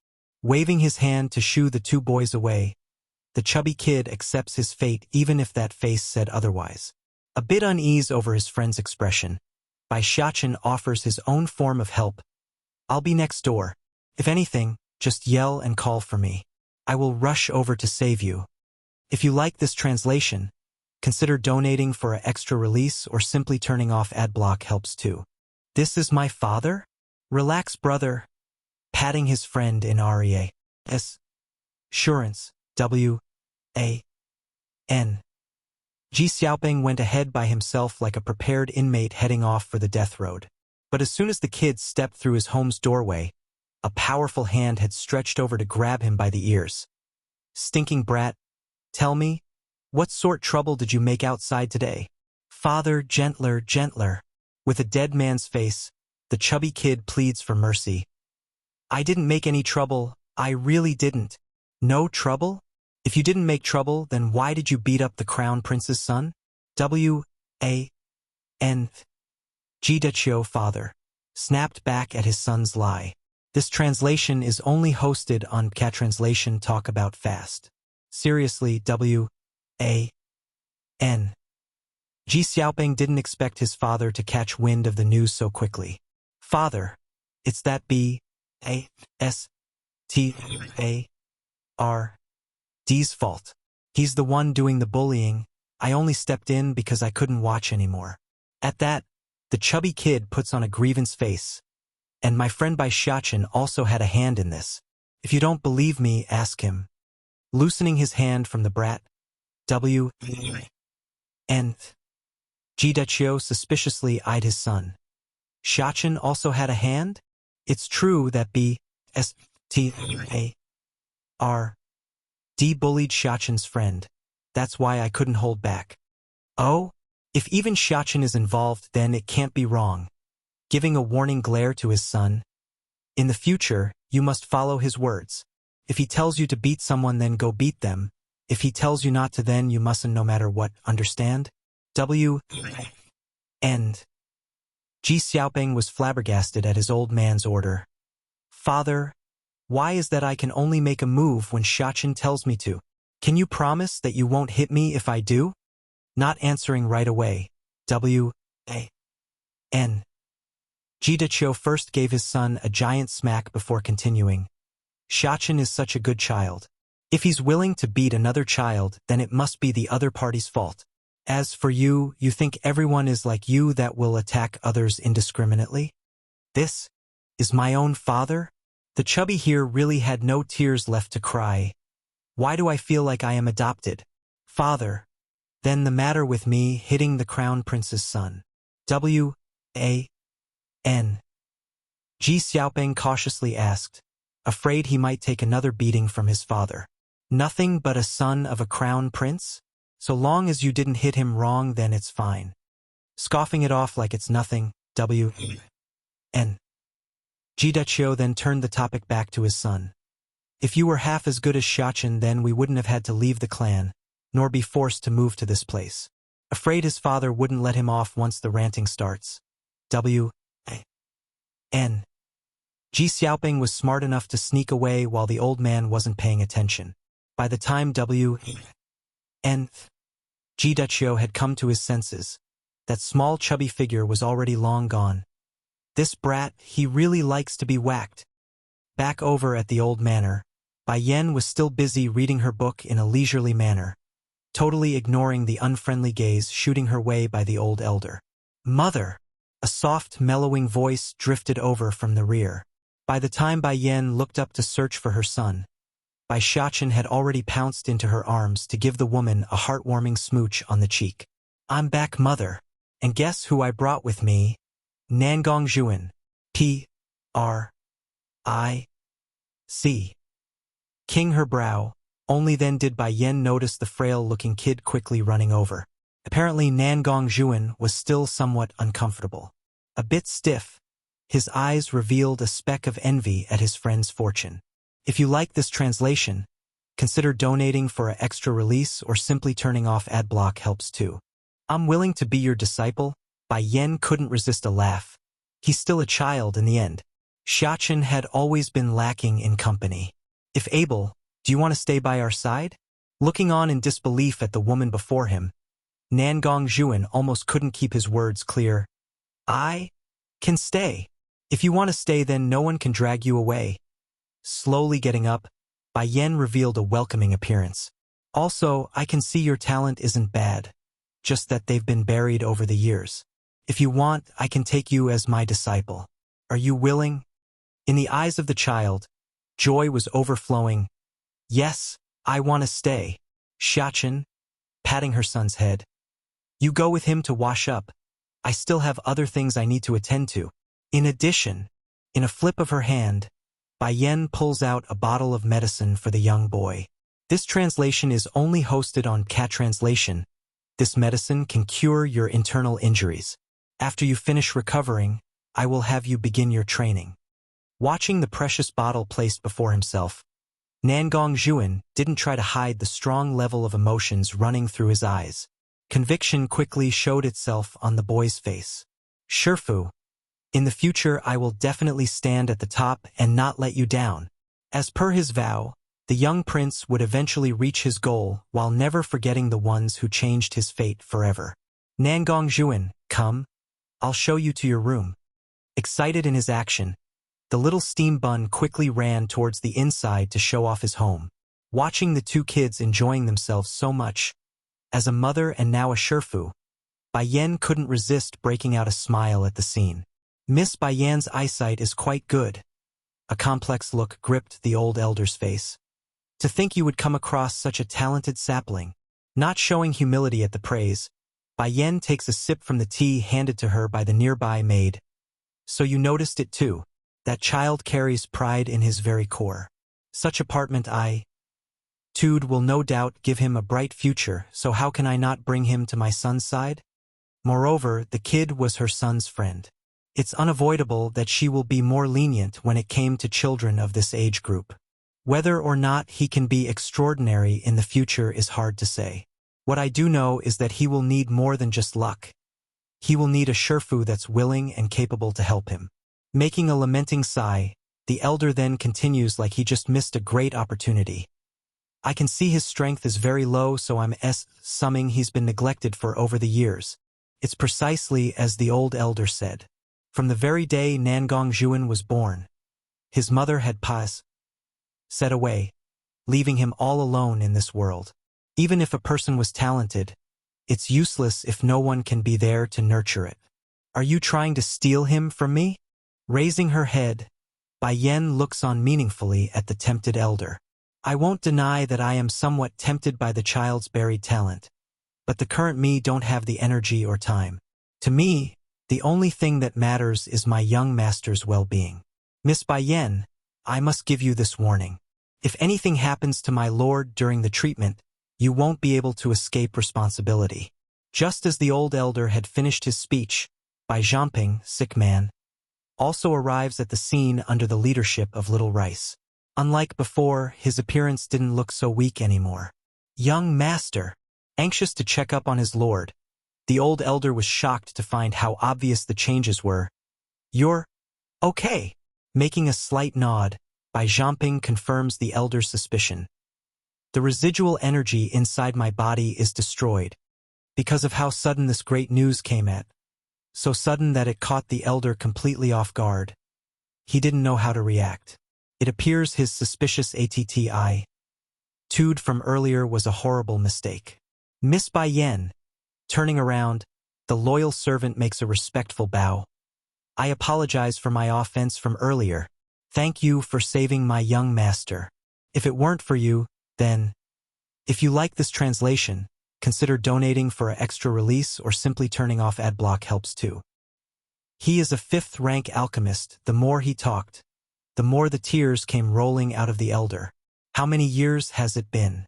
For the young master's illness, the medicine sect had exhausted everything to only come out with nothing. But now, this girl was able to cure it with minimal effort. No matter what, she will forever be the benefactor of the whole medicine sect. Just that, can I ask what sort of method did your kitty use? A faint glow emulated out of the elder eye. We've tried many things over the years, but all had failed at what you did with ease. This? Bai Yan's expression became a little awkward. That's difficult to say. Startled, the answer was honestly outside of the elder's expectation because the girl only had to say no instead of saying it in such a roundabout way. This translation is only hosted on Cat Translation, Young Master. Since Bai Yen wouldn't tell him, he can only turn around for the patient instead. Like Bai Yen, the sick man also showed a somewhat awkward expression. I don't know either. When I got into the room, the next thing I knew was that I fainted away. By the time I awoke, the wisp of energy inside my body was gone. Now the situation only got more awkward, showing an said glow on her cheeks. Bai Yen only didn't want to explain the procedure because she knew the man would refuse if she did. That's why she gave the wink to Little Rice when they left. It's to tell the tiger cub what to do. That's so. The elder appeared disappointed. Because of this reason, he seems to have misjudged Bai Yen as not wanting to reveal the secret instead of just being embarrassed. Said. No matter though, what's important to him was his young master's health, so everything else can step aside.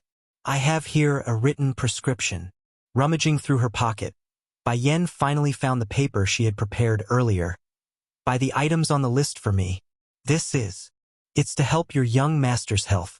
His physical body hasn't recovered yet, so he needs some pills to aid him. Shocked by those words, the elder immediately spread open the folded paper to be completely surprised by the content. Frowning, he was perplexed by the recipe. There are numerous alchemists in the medicine sect, plus he too was a 5th-grade alchemist, but never had he seen such a combination of ingredients. Miss Bai Yen, what kind of medicine are you trying to concoct? A 5th-grade vitality rejuvenation pill. Vitality Rejuvenation Pill was the byproduct of her research in improving the biorestoration Dan pill used by Old Lord Lonback when the grandpa was ill. The reason why the other pill wouldn't be effective here was due to Bai Zhangping's body. It's much more severe. 5th grade medicine? Compared to this never-before-heard-of Dan pill, the elder was more surprised by the girl instead. Though he himself may be a 5th-rank alchemist, but that's due to many years of effort and study. While on Bai Yan's side, she was no more than 20, an age not even half of the elders. A 20-something 5th-rank alchemist. Is she trying to give me a heart attack? Bai Yan made a face like she won't be refused. His body is too weak. Unless I use something of that level, he won't be able to recover. Therefore, you must prepare over 10 portions. With that much material, I should be able to create 100 pills for him, more than enough until his body is fully recovered. Shuddering in his hands, the elder almost couldn't catch his breath. Miss Bai Yan, you say you can create 10 pills in one pot. Bai Yan frowned, perplexed by the question. At least 10 per pot, but just in case I asked for a bigger portion as insurance. What? At least 10? Then what if there's extra? The elder almost couldn't keep his head together now due to the astonishing shock from the girl's statement. In his desperation, he had to keep reminding himself it must be a lie, an exaggeration. In truth, due to Bai Yan's closed-off living style at the Holy Island over the years, her interaction with other alchemists in this world were limited. Even if she did meet a few out on her travels after leaving the Bai house, the numbers wouldn't be very high, hence the reason why she's unaware of how high her own alchemy was. There shouldn't be that many as bad as her own 3 shifas, right? If you like this translation, consider donating for an extra release or simply turning off ad block helps too. Music Valley's Mistress. 2. I can allow Bai Yan to become my side wife. However, raising a smirk, Nangong Yi pauses before continuing. I won't allow her bastard child into my house. Bai Ruo too also raised an imperceptible smile at her husband's declaration. Husband, don't worry. I can assure you my sister will do it. She's a smart person. She will know what's best for her. Deetsong may be strong right now. Plus she has the flower brothel in her hands. But neither of them can match up to our son's status. Our son is born under the worship of the animals in this world, making him destined to be extraordinary. Even it is Deetsong, the only future awaiting that man is kneeling before our son. A faint sinister glow beams out of her eye. Like his wife, Nangongyi's expression also improved somewhat. If she really is so smart, why did she refuse me and chose Deetsong instead? So what if Deetsong is powerful? In the future, this kingdom and the world will eventually be my son's. By then, I will have that man never be able to stand up again. Husband. Making a faint chuckle, Bai Ruo puts on a confident face. That's because back then you didn't love her. If you simply pretend that you do, I'm sure she would fall into your arms at the slightest push. Humph, Bai Yan is indeed very clever. Unfortunately for her, such a futile approach in luring me is useless. I will never love her. If anything, the most I will do is covet her body and beauty. Love her? Never. Slowly exhaling a breath of relief, Bai Ruo only said all this because she was honestly worried her husband would fall heads over heels for that girl. My love, you get a good rest first. I will go deal with this matter. Caressing his wife's forehead to appease the woman. I promise you, once I have Bai Yan in my hands, I will give the flower brothel to you for management. Not wanting the man to think of her as the coveting and material type, Bai Ruo closes her eye to cover that joyful look. Instead, she puts on a soft, mellowing voice. Husband, I only care for you in this world. That flower brothel and whatever, I don't care for any of it. In this world, there's nothing better than a woman professing her love for you. Very moved by that statement, Nangong Yi tightly holds onto his wife's hand. My love, my promise will not change once it's given. Just wait. I will make you the mistress of the flower brothel. But my sister won't agree. Bai Ruo tightens her lip to make a helpless expression. Scoffing a laugh, Nangong Yi didn't think twice when answering. In this world, it's always the husband first. Once she's mine, The ownership of the flower brothel will naturally be in my hands. By then, what else can she say? After saying this, the man releases his wife and attempts to tidy up that strand of stray hair on the woman's head. I'll go write a letter to the Music Valley now. Just wait. I will have you and your sister reunited in no time. Ha ha ha ha.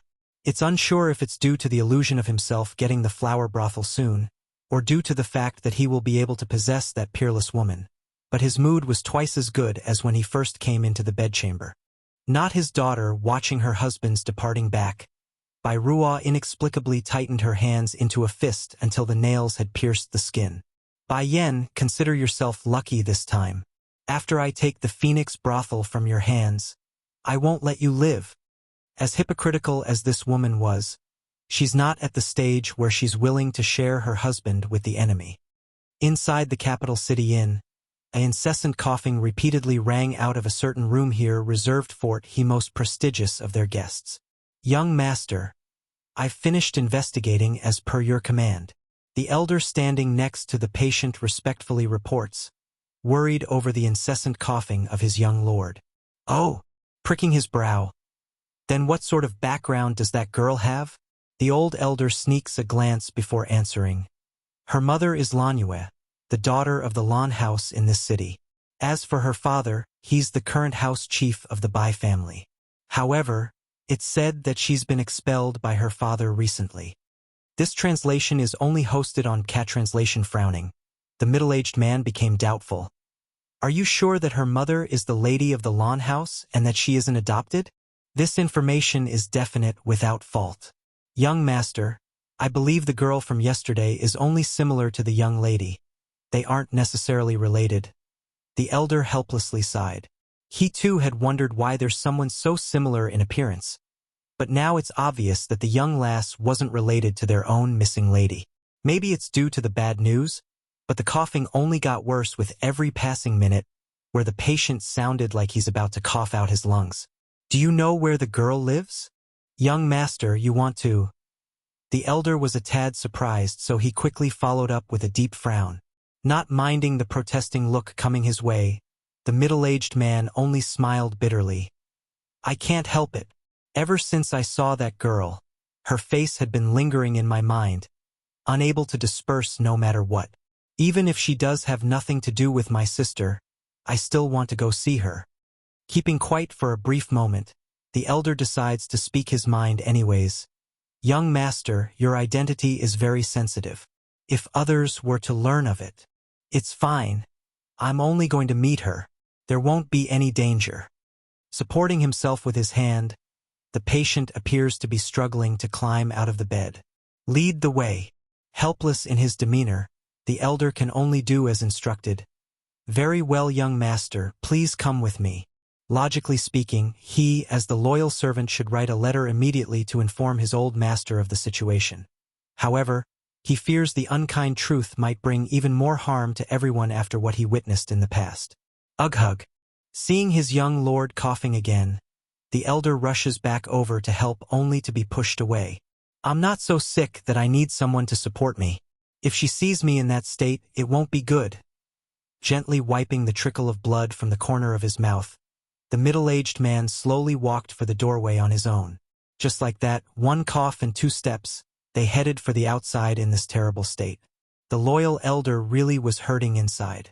As much as he wanted to stop this outrageous act of stubbornness, he too understands no one can stop the young lord when he's in this state. Together, they spent over 30 minutes to reach the old manor, which would normally take no more than half of that time for any old regular person. Who are you two, and what do you want? The 2 guards standing watch sternly yelled out this question at the sight of the strangers coming their way. Very displeased by the obstruction, the elder was ready to make an example of these impudent people when a hand stopped him. I am here to look for your mistress, Bai Yan. A business deal, too. With that said, he then turns back to Bai Yan with an open grin. Can I ask for your name? It's Bai Yan. Miss, your surname is Bai? Then Shachen follows your name? W-A-N. Ji Deqiu was a bit surprised there. Under normal circumstances, Bai Shachen should be following the father's name, not the mother's. Seeing W. A. N. Ji Duchio's astonished reaction, Bai Yen raises a smirk and said, "Is there something else? It's like this. Earlier I had learned from your son that you are in possession of some Dan pills. Can you sell them to me? I will pay however much you like." W. A.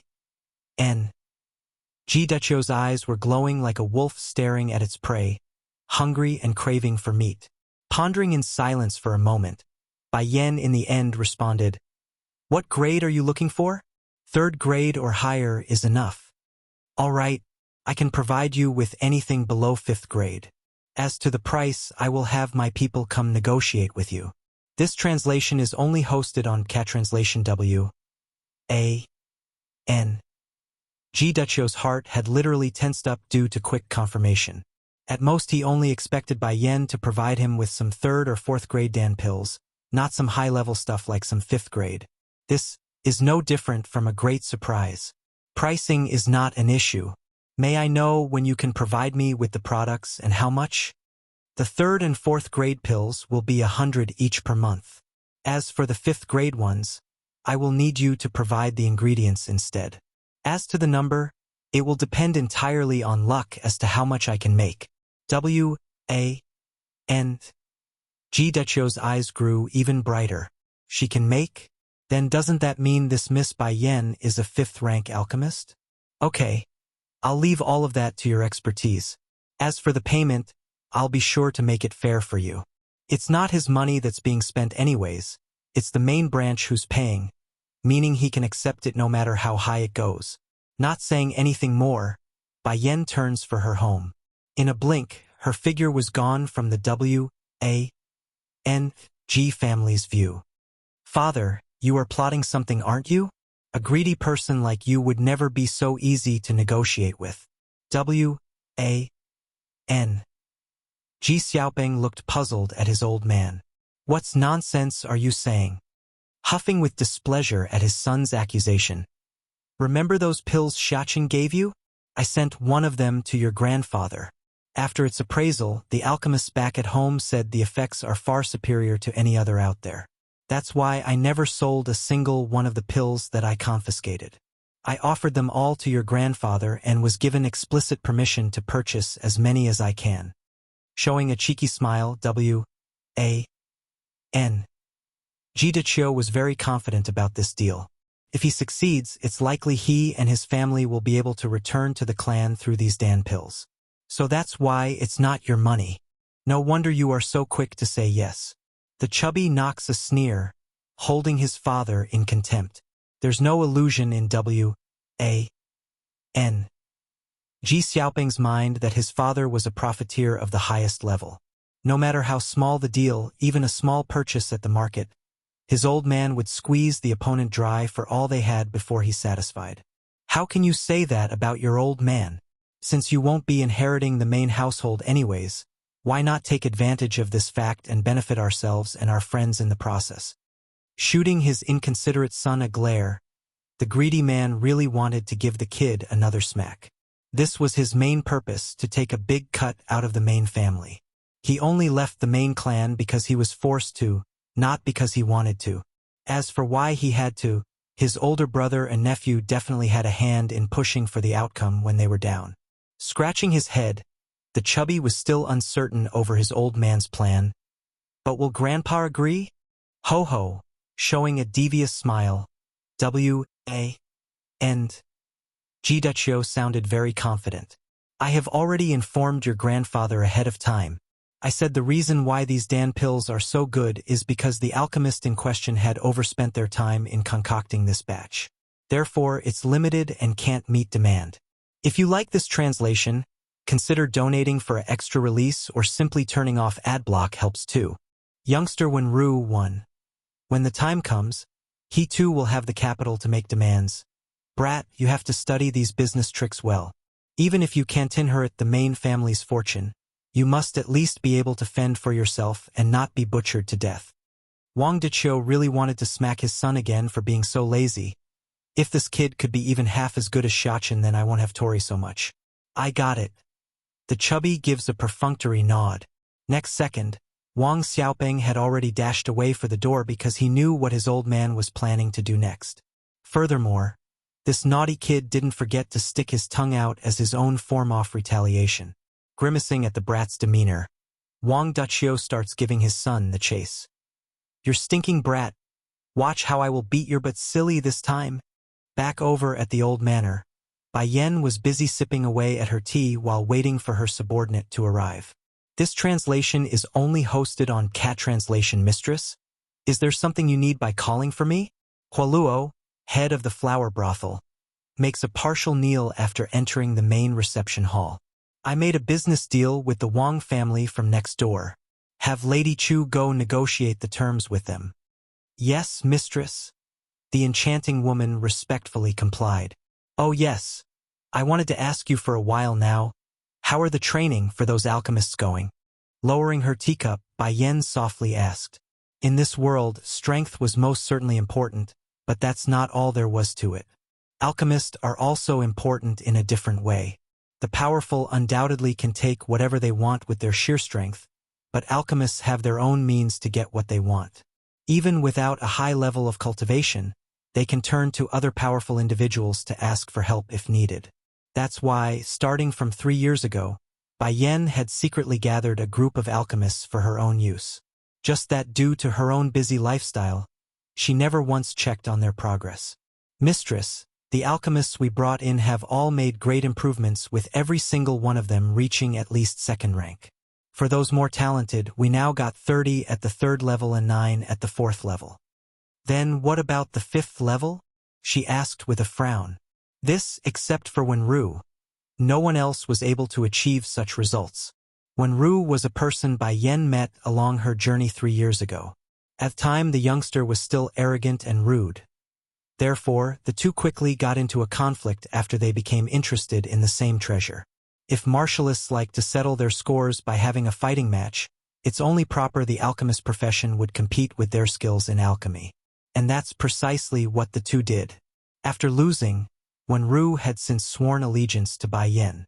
"No one being able to break into the 5th level is within my expectations, but the number of 4th ranks are too low. How can there be only 9 people when we conscripted over 200 talented genius back then?" Bai Yan's expression clearly didn't look so good as she slowly got up from her chair. Nervous in her tone, Hualuo knew her next words will only make the woman even unhappier.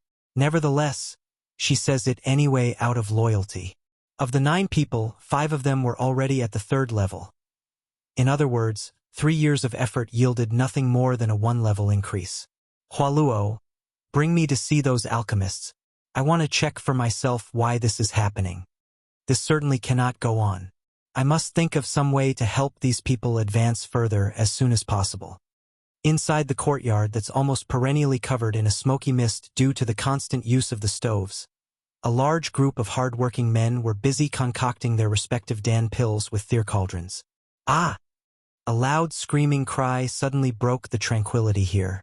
The reasoning for this was Bai Yan's unmerciful kick at the figure, who attempted to charge her at the first moment she stepped through the doorway. Sprawled there with his arms and legs on the ground, the handsome boy known as Wenru puts on a pathetic look of grievance at his attacker. "How come I can't see through your cultivation anymore? Don't tell me you made another breakthrough again?" Aside from the alchemic contest they did 3 years ago, they also competed in their cultivation. The end result, a very miserable defeat that left him admitting defeat both physically and spiritually. Even so, he could still perceive the girl's cultivation. But now, he couldn't, like the woman was shrouded in a thick layer of mist. "To heal you, 3. Pausing in her words, Bai Yan made it look like her next question was unintentional. "What about Deedsong?" "Lord Song he." After moving his things over, he then left again by himself. The guard reports, careful in his tone to not offend the woman, breaking out into an irritated laugh. "It seems he have really taken my place as his own. No matter, once his estate is repaired, I will have him out of here immediately." As nice as that idea was, Bai Yan was still immature in these sort of things. For people like Deetsong, it's impossible to drive him away once he's in. With her questions out of the way and nothing else to do for the next while, Bai Yan figured she might as well continue reading her book. Just like that, one woman and one awkward-looking elder waited silently in this pristine courtyard. Back outside at the city street, Wang Xiaoping was busy gobbling up the delicious snacks in front of himself. This translation is only hosted on Cat Translation. I didn't expect the capital to have such delicious things around. It's even better than the big restaurants. Grinning, the chubby kid shoots a glance at Bai Xiachen, who's also busy watching his friend's insane ability to devour everything. Hey Xiachen, why aren't you introducing your new friend over there? Originally Nangong Zhuan, bullied prince, was still amazed at why Wang Xiaoping can eat so much, but upon hearing the question, his skinny little body quickly stiffened up. Subconsciously, he lowered his head due to low confidence. He's called Nangong Zhuan, someone I saved from being bullied inside the palace. Pointing at his new friend, Bai Xiachen puts on a bossy appearance. He will be under my protection from now on. If anyone dares to bully him, I will clobber them. If he's your brother, then he is my brother too. Jerking up from his chair, Wang Xiaoping uses that chubby-looking hand filled with grease to pat the poor boy's shoulder. Don't worry. As long as you have me and Xiachen around, we will beat your enemies up for you. As if to meet that vow, Bai Xiachen suddenly points his finger at the background. Xiaoping, your chance is here. You see that fat kid with the bunch of soldiers tailing him? He's the one who's been bullying him. Following the boy's line of view, the chubby kid soon caught sight of the mentioned group. Rude and pompous in their demeanor, these people are exactly like the way Bai Xiachen described them. Holy! There is actually someone fatter than me. Immediately pulling up his sleeves, Wang Xiaoping looked like he's ready to go at it. It's bad enough he's fatter than me, but he's also bullying my friend. Just watch you two. I will show you how to properly teach a person not to mess with us. Leaving only these words behind, the chubby kid instantly shot out like a cannonball for Nangong Lin's bully prince location. Let's go, we will watch from the side. Pulling his new friend along, Bai Xiachen's eye was twinkling with delight at his enemy's misfortune. Startled there, Nangong Zhuan sounded hesitant. Isn't this sort of bad? He's not afraid of his enemy per se. He's afraid of Wang Xiaoping getting into trouble for his sake. Just as Nangong Zhuan was still struggling to come to terms on what to do, Wang Xiaoping had already pounced onto his target and knocked the fat bully to the ground. Using that greasy hand, he starts pummeling the frightened target, screaming for help. Royal grandson! The guards were all gripped with shock at the suddenness of it all. Just when they were ready to aid their lord, a spooky figure had already blocked their path. Aren't you people ashamed of yourself? A fight between two kids doesn't need the intervention of us adults. Knocking his small little head up, Bai Xiachen seems to have forgotten something. He too was but a 5-year-old child. Little bully wants to tame a beast, one. Twitching in the corner of his mouth, when Ru practically jolted backwards like it would make a difference. I was just joking. Don't kid around. What sort of place is the flower brothel? How can this woman be so cruel and make me go take customers there? Bai Yan's smile was very gentle. Rest assured. If you have needs, the flower brothel will always be open for you. But if you just want to be a customer for one of the girls, I can have Hualuo give you a discount instead. Imbara, said by the T's when Ru finally came out of his SHEL when Hualuo shot him a tempting wink. Hey, Big Bai, you can't be so mean to me. At the very least, I'm still an innocent and pure boy. Don't you think it's too much dumping me into such a category? Too lazy to keep up with the nonsense. Bai Yan went ahead and tossed the book she prepared ahead of time for the boy. This translation is only hosted on Cat Translation. What is this? Nearly dropping it due to how sudden the act was, when Ru asks with confusion in his voice. It hasn't been very long since you grasped the secret behind the 5th level of alchemy. To help you refine your skills and help you get a firm grasp, I've written down all the key points you need to look out for. The information inside will undoubtedly raise your rate of success by many miles. Due to the intense excitement of the news, when Ru nearly dropped the book again because of how shaky his hands were, When did you become so good to me? The boy's appearance now was like a baby. Red in the cheeks, he was literally hugging the book like a child getting a new toy, showing an unbelievable smile that could captivate thousands. Bai Yan didn't hide her motive. Your strength isn't enough right now. Only by increasing your alchemy and raising these people can you help me in what I want. Come Hualuo, we're leaving. No more than a few steps out. She suddenly turns around again. Wenru, if you want to come find me, then go look for Lan Xiaoyun, girl cousin, of the Lan house inside the capital city. She knows where I live. With that said, the two enchanting figures were gone and out the door. The entire time, Hualuo was always showing her charming smile because she knew her mistress had a stubborn mouth but a soft heart. Don't s. Sun Baiyan was bad just because she likes to bully Wenru, but in actual fact, the girl had prepared the book long before her visit today for the boy. That's her form of caring for others. Though not always easy to spot, but it's there. With the precious book in his hand, Wenru too didn't have the heart to keep flirting with Bai Yan. Alone with his treasure, he returns to his room for a thorough reading and became very surprised to find all of his previous questions answered easily with the information he's been given. At this very same moment over at the Crown Prince's estate, an ear-deafening shriek for help was shaking the whole place apart. What happened? Because of her injury, Bai Ruo could only limp her way out of the room to check. In one look, she was horrified to find her son being chased around by a wild wolf. In this world, aside from demon beasts, there are also common animals like bears, wolves, and other predatory animals. Take this wolf for examples. It's nothing more than a regular wolf that was captured recently by Nangong Yi, Crown Prince, on one of his hunting trips. Due to the ferocious nature of this one, the prince had specifically locked it up in a cage to slowly tame it. Yet who would have guessed the fat bully would go unlock the animal from its cage? Mother, save me. There were no illusions about the level of duress in that plea for help. Quick, go save my son. Bai Ruo could literally feel her heart jumping out of her body due to the intense pounding it was making. Following the order, one of the guards promptly took out his bow and knocked an arrow for the hungry wolf. Because of the sharp aim from this soldier, the arrow landed precisely at the wolf's eye, blinding it in the process and saving the child from being gobbled up in the nick of time. Not going to miss this chance, Nangong Lin, bully, swiftly ran behind his mother's leg for comfort and protection. Son, why did you release your father's wolf from its cage? As soon as the scene from just now came up again, Bai Ruo's complexion instantly took on an ashen white. If you like this translation, consider donating for an extra release or simply turning off ad block helps too. Little bully wants to tame a beast, too. Mother, they say the one who is worshipped by the animals must have the ability to tame the creatures. I want to tame this wolf to prove I am the most powerful person in the world. Hearing the aggrieved tone in her son, Bai Ruo's voice promptly turned sharp. Who is it that told you these things?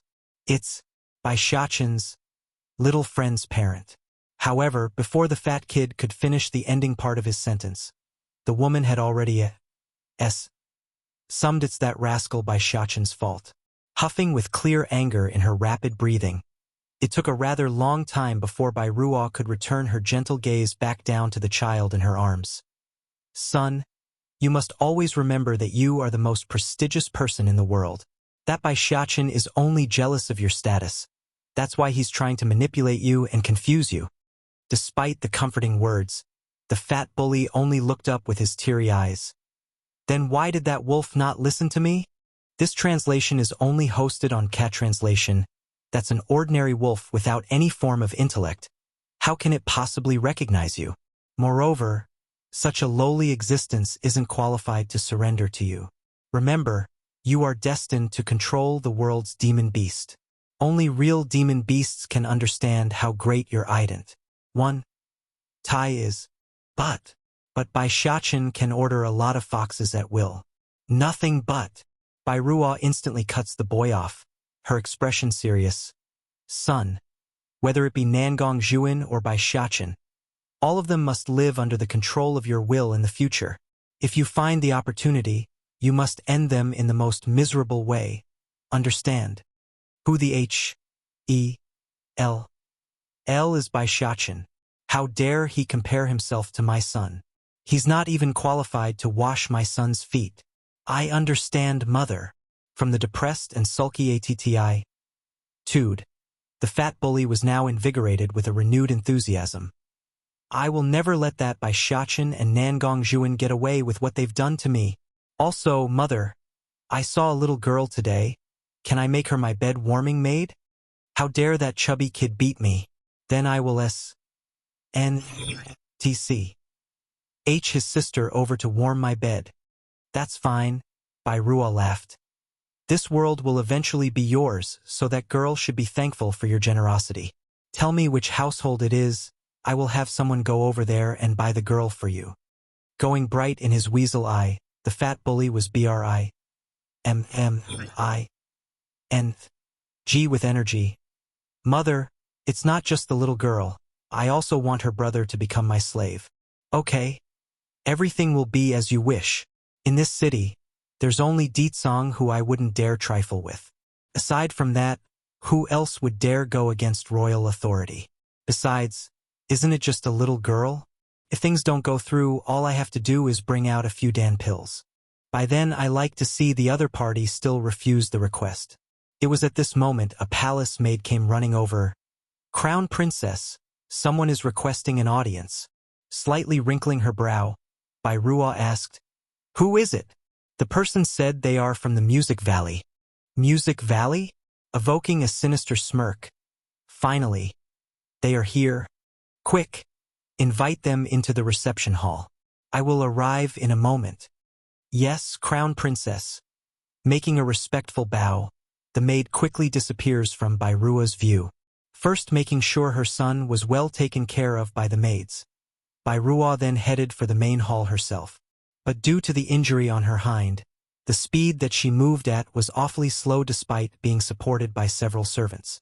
Back over at the reception hall, a female character donning a gorgeous blue dress was already sitting in wait by the time Bai Rua arrived at the scene.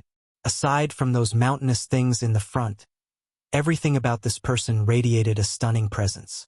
This was especially true with that face because that milky complexion looked like it could literally be milked if squeezed. If you like this translation, consider donating for an extra release or simply turning off adblock helps too. This is my father? Relax, brother.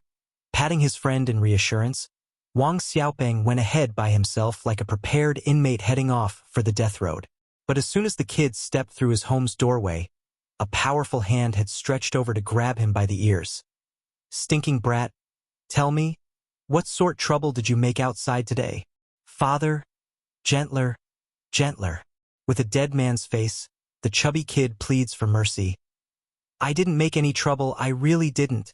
No trouble? If you didn't make trouble, then why did you beat up the crown prince's son? Wang Deqiu, father, snapped back at his son's lie. This translation is only hosted on Cat Translation Talk About Fast. Seriously, Wang Xiaopeng didn't expect his father to catch wind of the news so quickly. Father, it's that bastard's fault. He's the one doing the bullying, I only stepped in because I couldn't watch anymore. At that, the chubby kid puts on a grievance face. And my friend Bai Shachin also had a hand in this. If you don't believe me, ask him. Loosening his hand from the brat, Wang Deqiu suspiciously eyed his son. Shachin also had a hand? It's true. That bastard bullied Shachin's friend. That's why I couldn't hold back. Oh? If even Shachin is involved, then it can't be wrong. Giving a warning glare to his son. In the future, you must follow his words. If he tells you to beat someone, then go beat them. If he tells you not to, then you mustn't no matter what, understand? Wang Xiaopeng was flabbergasted at his old man's order. Father, why is that I can only make a move when Shachin tells me to? Can you promise that you won't hit me if I do? Not answering right away, Wang Deqiu first gave his son a giant smack before continuing. Shachin is such a good child.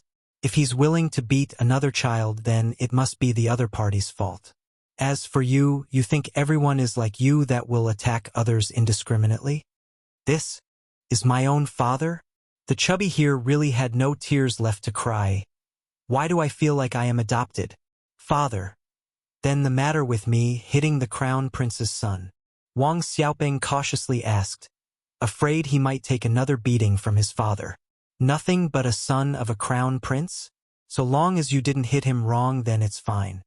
Scoffing it off like it's nothing, Wang Duqiu then turned the topic back to his son. If you were half as good as Xiaqin, then we wouldn't have had to leave the clan, nor be forced to move to this place. Afraid his father wouldn't let him off once the ranting starts, Wang Xiaoping was smart enough to sneak away while the old man wasn't paying attention. By the time Wang Duqiu had come to his senses, that small chubby figure was already long gone. This brat, he really likes to be whacked. Back over at the old manor, Bai Yan was still busy reading her book in a leisurely manner, totally ignoring the unfriendly gaze shooting her way by the old elder. Mother! A soft, mellowing voice drifted over from the rear. By the time Bai Yan looked up to search for her son, Bai Xiaqin had already pounced into her arms to give the woman a heartwarming smooch on the cheek. I'm back, mother. And guess who I brought with me? Nangong Zhuan. Pricking her brow, only then did Bai Yan notice the frail-looking kid quickly running over. Apparently Nangong Zhuan was still somewhat uncomfortable. A bit stiff, his eyes revealed a speck of envy at his friend's fortune. Mu Qingsong, too. At the time Bai Ji also told our sister Bai Yan this matter, but who could have guessed she would impersonate our younger sister? And to make matters worse, she bewitched Lord Song into crippling our father. By the time Bai Ruo raised her head, those eyes were already streaming with tears to show how pitiful her image was. Originally Mu Qingsong was a tad displeased to learn of her man being possessed by another woman, but since it's out of reluctance and trickery, her foul mood immediately dissipated. So long as that man is mine from here on forward, then it's fine. I can ignore his past and move for the future. I understand the story now. Tell me, where does that woman live? I will seek her out immediately. Mu Qingsong's expression was very ugly as she stood up. Okay, I will have my people lead your ladyship over. Bai Ruo thought she was smart here, deliberately omitting the part about the flower brothel. But it's just her own one-sided feeling. No, you only need to tell me her location and that is enough. Sneering, the woman had no doubt about her own ability to win the man of her heart. This translation is only hosted on Cat Translation, going silent for a good second. Bai Ruo appears to have come up with another idea with those eyes she's showing.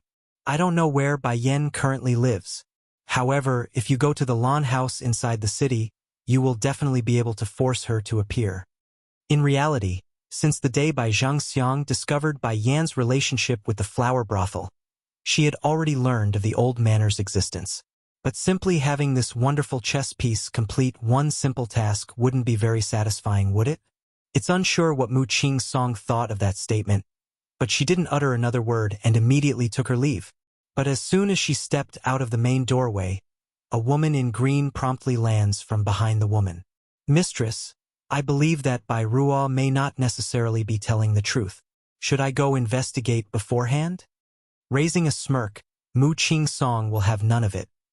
Whether or not she's telling the truth, what does it matter? The fact still remains that the woman is seducing my man with her foxy ways. For that, no form of mercy shall be given. Nothing but a cheap wrench. In my music valley, there's plenty to go around. Let's go, we're heading to that lawn house. I will first deal with that cheap bitch. Yes, mistress. Meanwhile, over at the lawn house, the occupants of the estate was busy smothering Bai Xiaqin with hugs and kisses after the boy made an unexpected visit. This was especially true for old Madame Lan, who was practically strangling the poor boy. Oh, my good grandson, I missed you to death after you didn't visit for so many days. In the end, it was old Lord Lan who came to save the day after not being able to watch on anymore. Coughing twice, he accusingly eyed his wife. Do you want to suffocate your own grandson at this rate? That's when the old granny discovered her own folly. Hurrying to let go, her face was all apologetic. Oh, child, why didn't you say anything if you were uncomfortable? How can I do that when, Grandma, you missed me so much? Bai Xiaqin's appearance was very well behaved, winning even more points from all the family. Sure enough, the wonderful reply only made the old grandma even more distressed. How can those people from the Bai house sell this wonderful child? They must be blind both inside and outside to do such a thing. If you like this translation, consider donating for an extra release or simply turning off ad block helps too. He is a fifth-rank alchemist. The more he talked, the more the tears came rolling out of the elder. How many years has it been? For the young master's illness, the medicine sect had exhausted everything to only come out with nothing. But now, this girl was able to cure it with minimal effort. No matter what, she will forever be the benefactor of the whole medicine sect. Just that, can I ask what sort of method did your kitty use? A faint glow emulated out of the elder eye. We've tried many things over the years, but all had failed at what you did with ease. This? Bai Yan's expression became a little awkward. That's difficult to say. Startled, the answer was honestly outside of the elder's expectation because the girl only had to say no instead of saying it in such a roundabout way. This translation is only hosted on Cat Translation, Young Master. Since Bai Yan wouldn't tell him, he can only turn around for the patient instead. Like Bai Yan, the sick man also showed a somewhat awkward expression. I don't know either. When I got into the room, the next thing I knew was that I fainted away. By the time I awoke, the wisp of energy inside my body was gone. Now the situation only got more awkward. Showing an embarrassed glow on her cheeks, Bai Yan only didn't want to explain the procedure because she knew the man would refuse if she did. That's why she gave the wink to Little Rice when they left.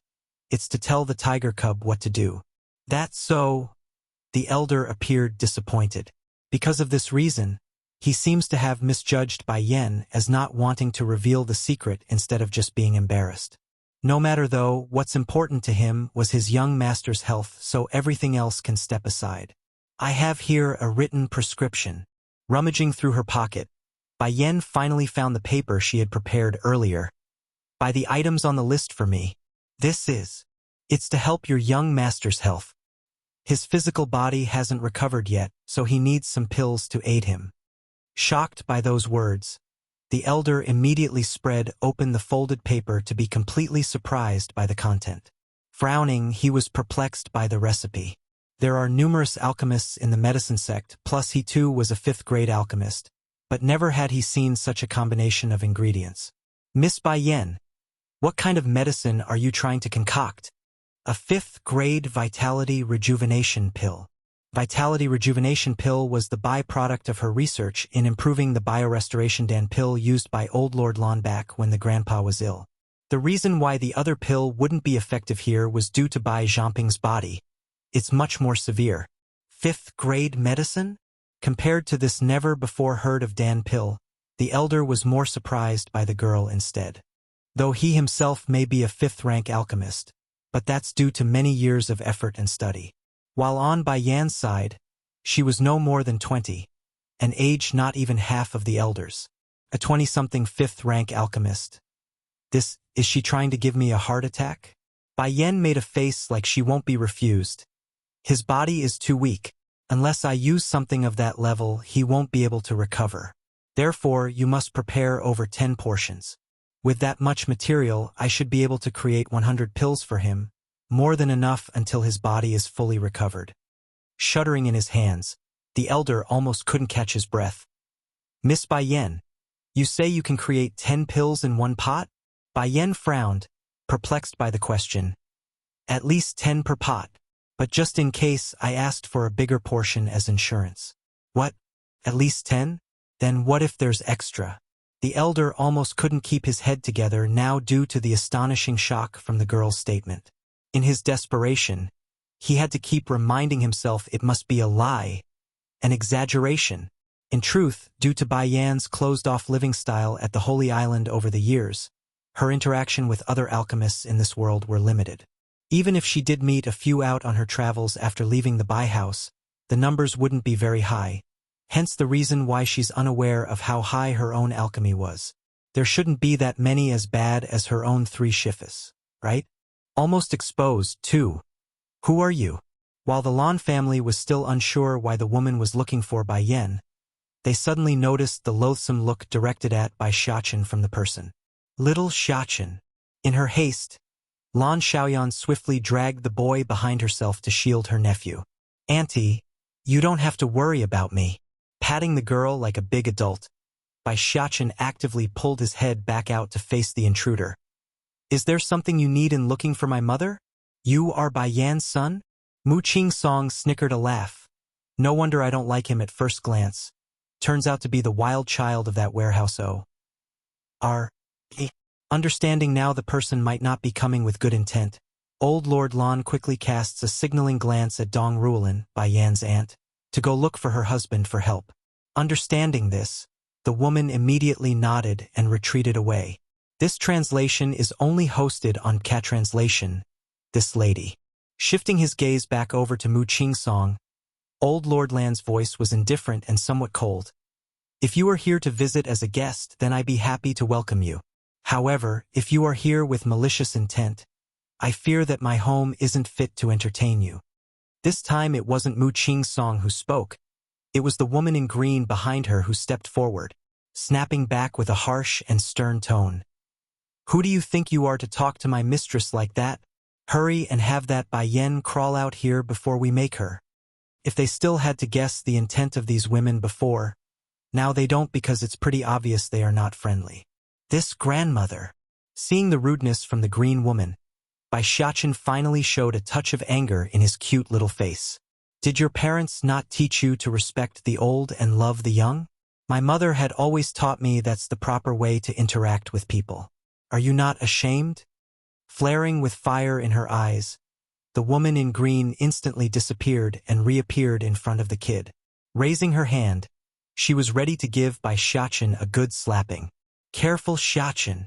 In her panic, Lan Xiaoyun could only react fast enough to use her body to cover the boy, leaving herself wide open for attack.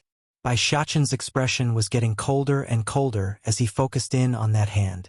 However bloodthirsty, however frightening, no one was going to notice his drastic change in appearance though. The reasoning, because a very unfitting cat-like cry suddenly broke the tense atmosphere. "Meow!" Pouncing with fury and deadly precision, Little Rice held nothing back in his onslaught of swipes. In merely a few short seconds, the woman in green had fallen into a state of blood and disarray. Little Rice. Seeing the intervention of his friend, Bai Xiachen immediately broke out of the girl's embrace and toddled over to the baby tiger. "How come you are here?" he whispered with a tinge of surprise in his voice. "Mistress is afraid of you causing trouble outside. That's why I was tasked to follow you." Like the boy, the tiger also lowered his voice into a whisper. "Also, didn't mistress say you can't make a move outside? Otherwise you're ident. 1. Tai will be discovered soon or later. Bai Xiachen can't be called a complete demon beast, only a half-human half-beast hybrid. However, the boy's ability and power was far stronger than any purebred demon beast out there. Hence the reason why Bai Yan would forbid her son from revealing this secret. She's afraid evildoers would target the kid while she's not aware. Lowering his little head, Bai Xiachen sounded rather defeated. "I was only trying to help my auntie. I didn't want her to be hit. Good thing Little Rice came, otherwise I would be exposed today." If you like this translation, consider donating for an extra release or simply turning off adblock helps too. A business deal 1. The fat bully was too stunned for words. Unable to do a thing, he can only watch the guards he brought along be knocked over to the ground one after the other. Noticing the gaze directed at himself from Wang Duchio, father, the fat bully quickly lost all form of arrogance and began to stutter. "My father is the crown prince. I don't care if your father is the prince or the king. If he can't teach you properly, then I will do their job for them." In one sweep of his feet, the enraged man makes a stomp right onto the boy's chest. "These people really take me for a pushover. How dare they come into my home and hit my son? I will show them what it means to mess with me." Bursting out into tears, the fat bully starts sobbing with all his might. "My father said I'm the most prestigious person in this world because the animals bowed before me when I was born. You hit me. My father will definitely feed you to the dogs for that." Sneering at the threat, Wang Duchio's only reaction was a couple of slaps after dragging the kid up into the air. This translation is only hosted on Cat Translation. Try crying again and I will toss you into the forest to feed the animals there." Shivering at the threat, the fat bully instantly ceased his sobbing. With a frightened face, Nangong Lin felt like he was facing a monster. "What is master of the animals? You think I be dumb enough to be fooled? Go tame a demon beast for me to see then. Come on, go. These people are truly too ignorant. Merely one rumor and they are all heads over heels for it. Now scram. Get out of my face." First tossing the fat bully out of his estate, Wang Deqiu then casts a warning glare at the sprawling soldiers pretending to be dead. In the face of that intense stare, these poor men could only scramble for the door with their lord in hand. At the very same time, Bai Yan was currently giving off a half-hearted smile as she watched the whole thing unfold with her body leaning against the doorway. Since her help was no longer needed here, she figured it's time she went home. "Miss?" Suddenly, an addressing voice came from behind, causing her to stop in her footsteps. "Is something the matter?" Bai Yan asked. "Miss, you are Bai Shachen's mother, right?" Despite his effort to show off a welcoming smile, it only came out as deceitful and conniving, like someone facing a piece of fat pork ready to be consumed. Unconsciously, Bai Yan found herself taking a step back like a frightened doll. "You know me? Haha. Shachen said it long ago that his mother is the most beautiful woman in the world. Since I saw you coming out from the next door, I took a guess and figured you must be her." Making a hearty laugh, Wang Deqiu swiftly snatched his son over without minding the chubby kid's own feeling. "Come on, hurry and say hello." Like his father, Wang Xiaopeng's welcoming laugh somehow turned into a perverted chuckle. "Beautiful auntie, I am very pleased to meet you."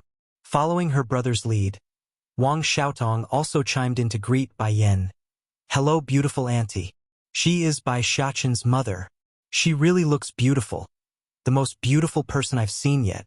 I only came out to check on the commotion, nothing more. Since all of you are fine, I will be going back first." Her eyes were clearly softer at the sight of the children. "If you two have time, please come to my home and find my son. He really likes playing with you too." The chubby boy was glowing in his eyes. All this while, it had always been Bai Shachen coming over to their home and not the other way around. "Remember not to make trouble for your auntie there if you visit. Understand?" Making a knock on his son's head, Wang Deqiu didn't forget to warn his son like a proper father would. "Bai Yan is here, too, meow." There were no delays in Little Rice's action after the boy's order came out. In a flash, those razor-sharp claws had already brushed across the green woman's face, thus wounding the other half to make it whole. "Ah!"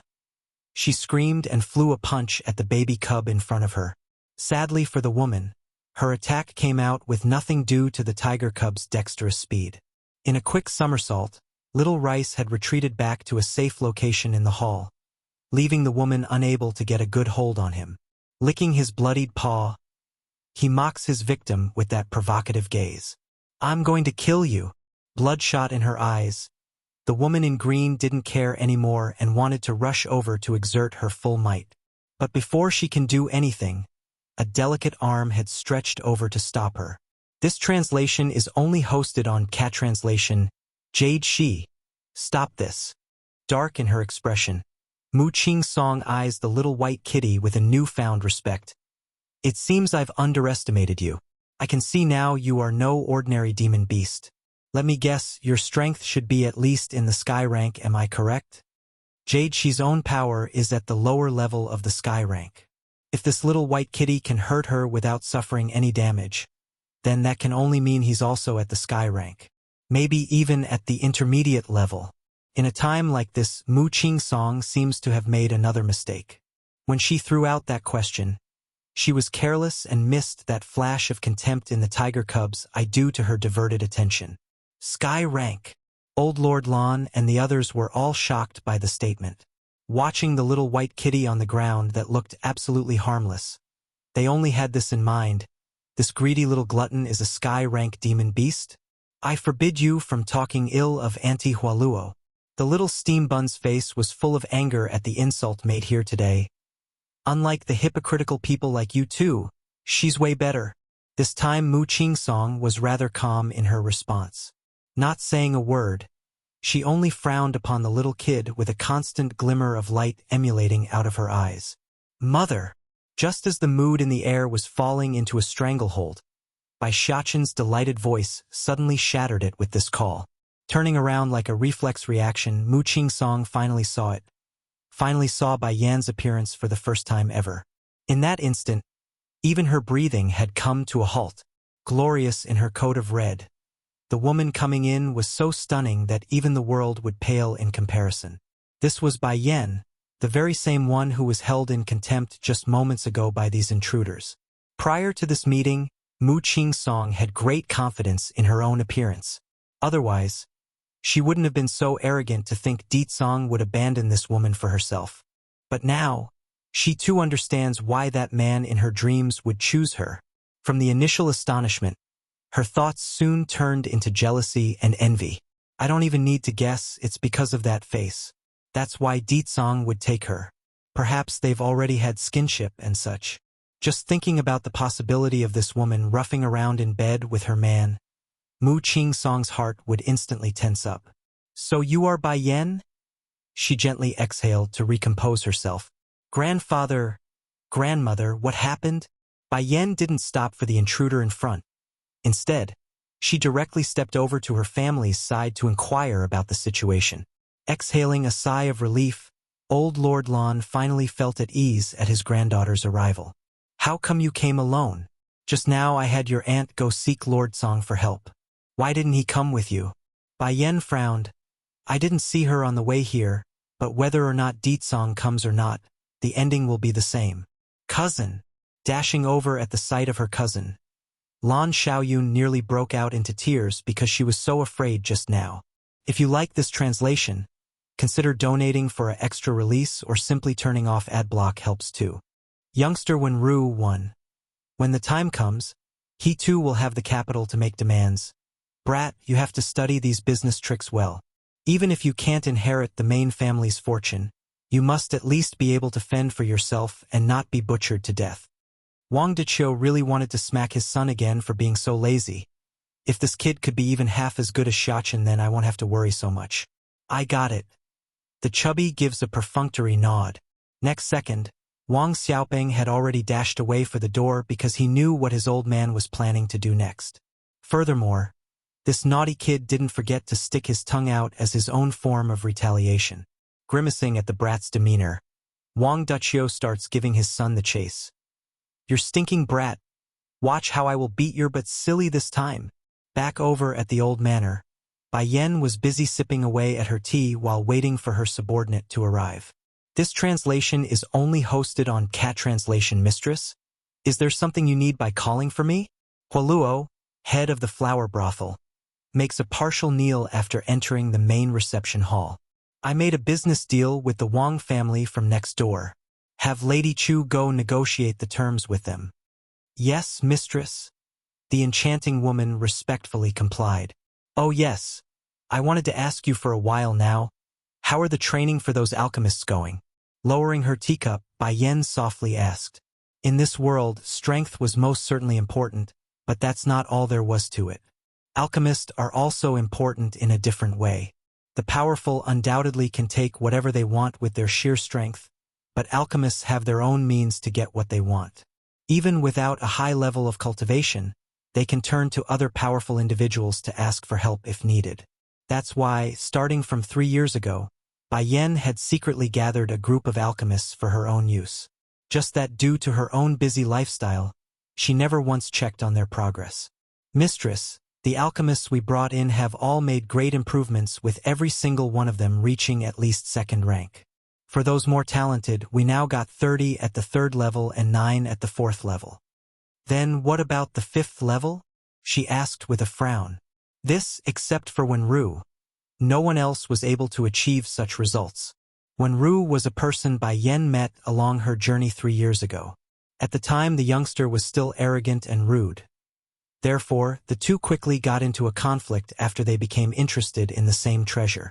If martialists like to settle their scores by having a fighting match, it's only proper the alchemist profession would compete with their skills in alchemy. And that's precisely what the two did. After losing, Wenru had since sworn allegiance to Bai Yan.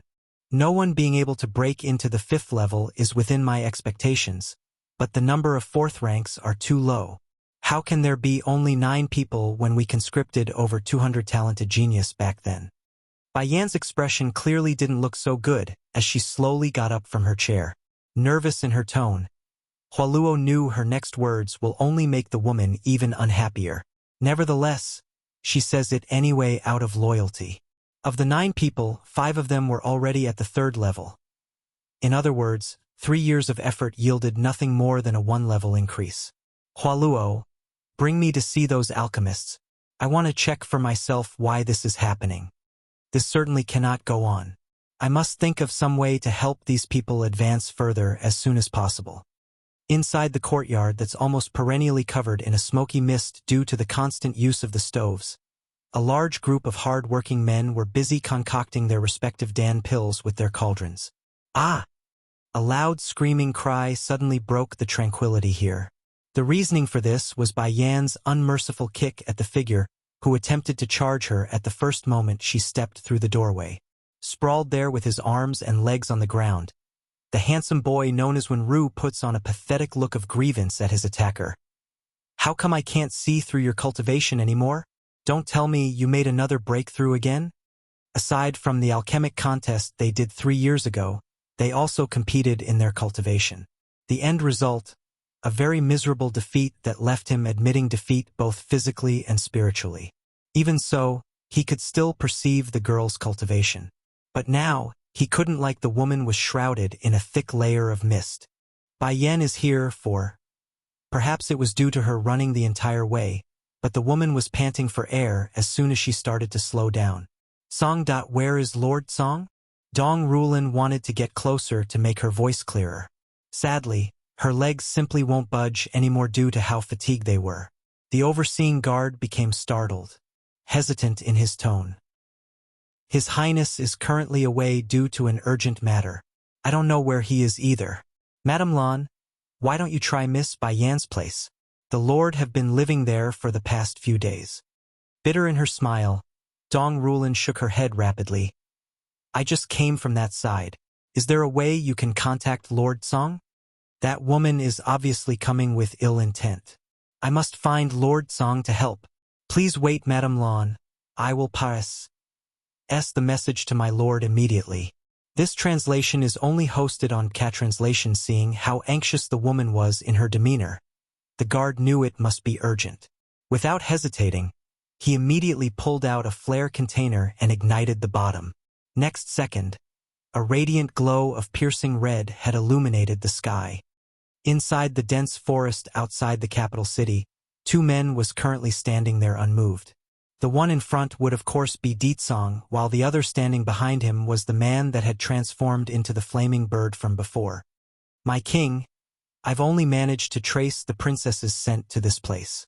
After that, I can no longer follow the trail. Then did you manage to locate that woman from the snake tribe? His voice was gloomy, frightening the man behind even more. Subordinate is useless. I still haven't located her yet. As soon as his words came forward, the one known as Fire Plume can clearly feel his lord's aura growing more and more intense to the point where he had trouble breathing. Continuing like this for well over a minute, the oppression finally dispersed.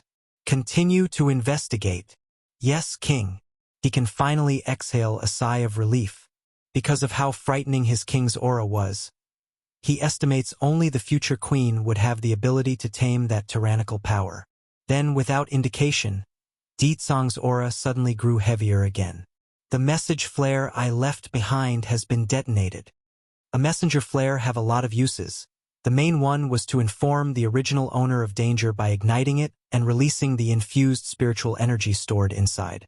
This would alarm the creator no matter where they are so long as a barrier wasn't in place. However, he also mentioned to his men that only matters related to Bai Yan would they be allowed to ignite the flare. If it was any other ordinary matters, it was of no concern. King, is it the queen? Fire Plume raised his head as a flash of sympathy flowed out of his eyes. Someone else is going to be screwed again. You continue to search for her whereabouts. Dropping this order down, Ditsong's silvery and purplish figure was gone from view, leaving behind the still somewhat nervous man in the background. Finally, after a good minute of this awkward silence, the one known as Fire Plume also started to leave. Transforming from his human appearance, the person turns into a huge flaming bird that radiated searing heat to all of its surroundings. Not quite a true phoenix, only a descendant with a stronger bloodline than usual. At this very moment back over at the lawn house, Bai Yan was facing off again Mu Qing-song with that peerless smile of hers. Since you have already decided, then I won't waste my words. Why don't you state why you are here instead? Mu Qing-song was practically seething with frost in her words. I had only wanted to test you today. The loser was only to leave Deetsong forever. But after witnessing what you've done to my people, I can't exactly let it end so easily anymore. Crossing her arms under her B.R.A.S.T.S.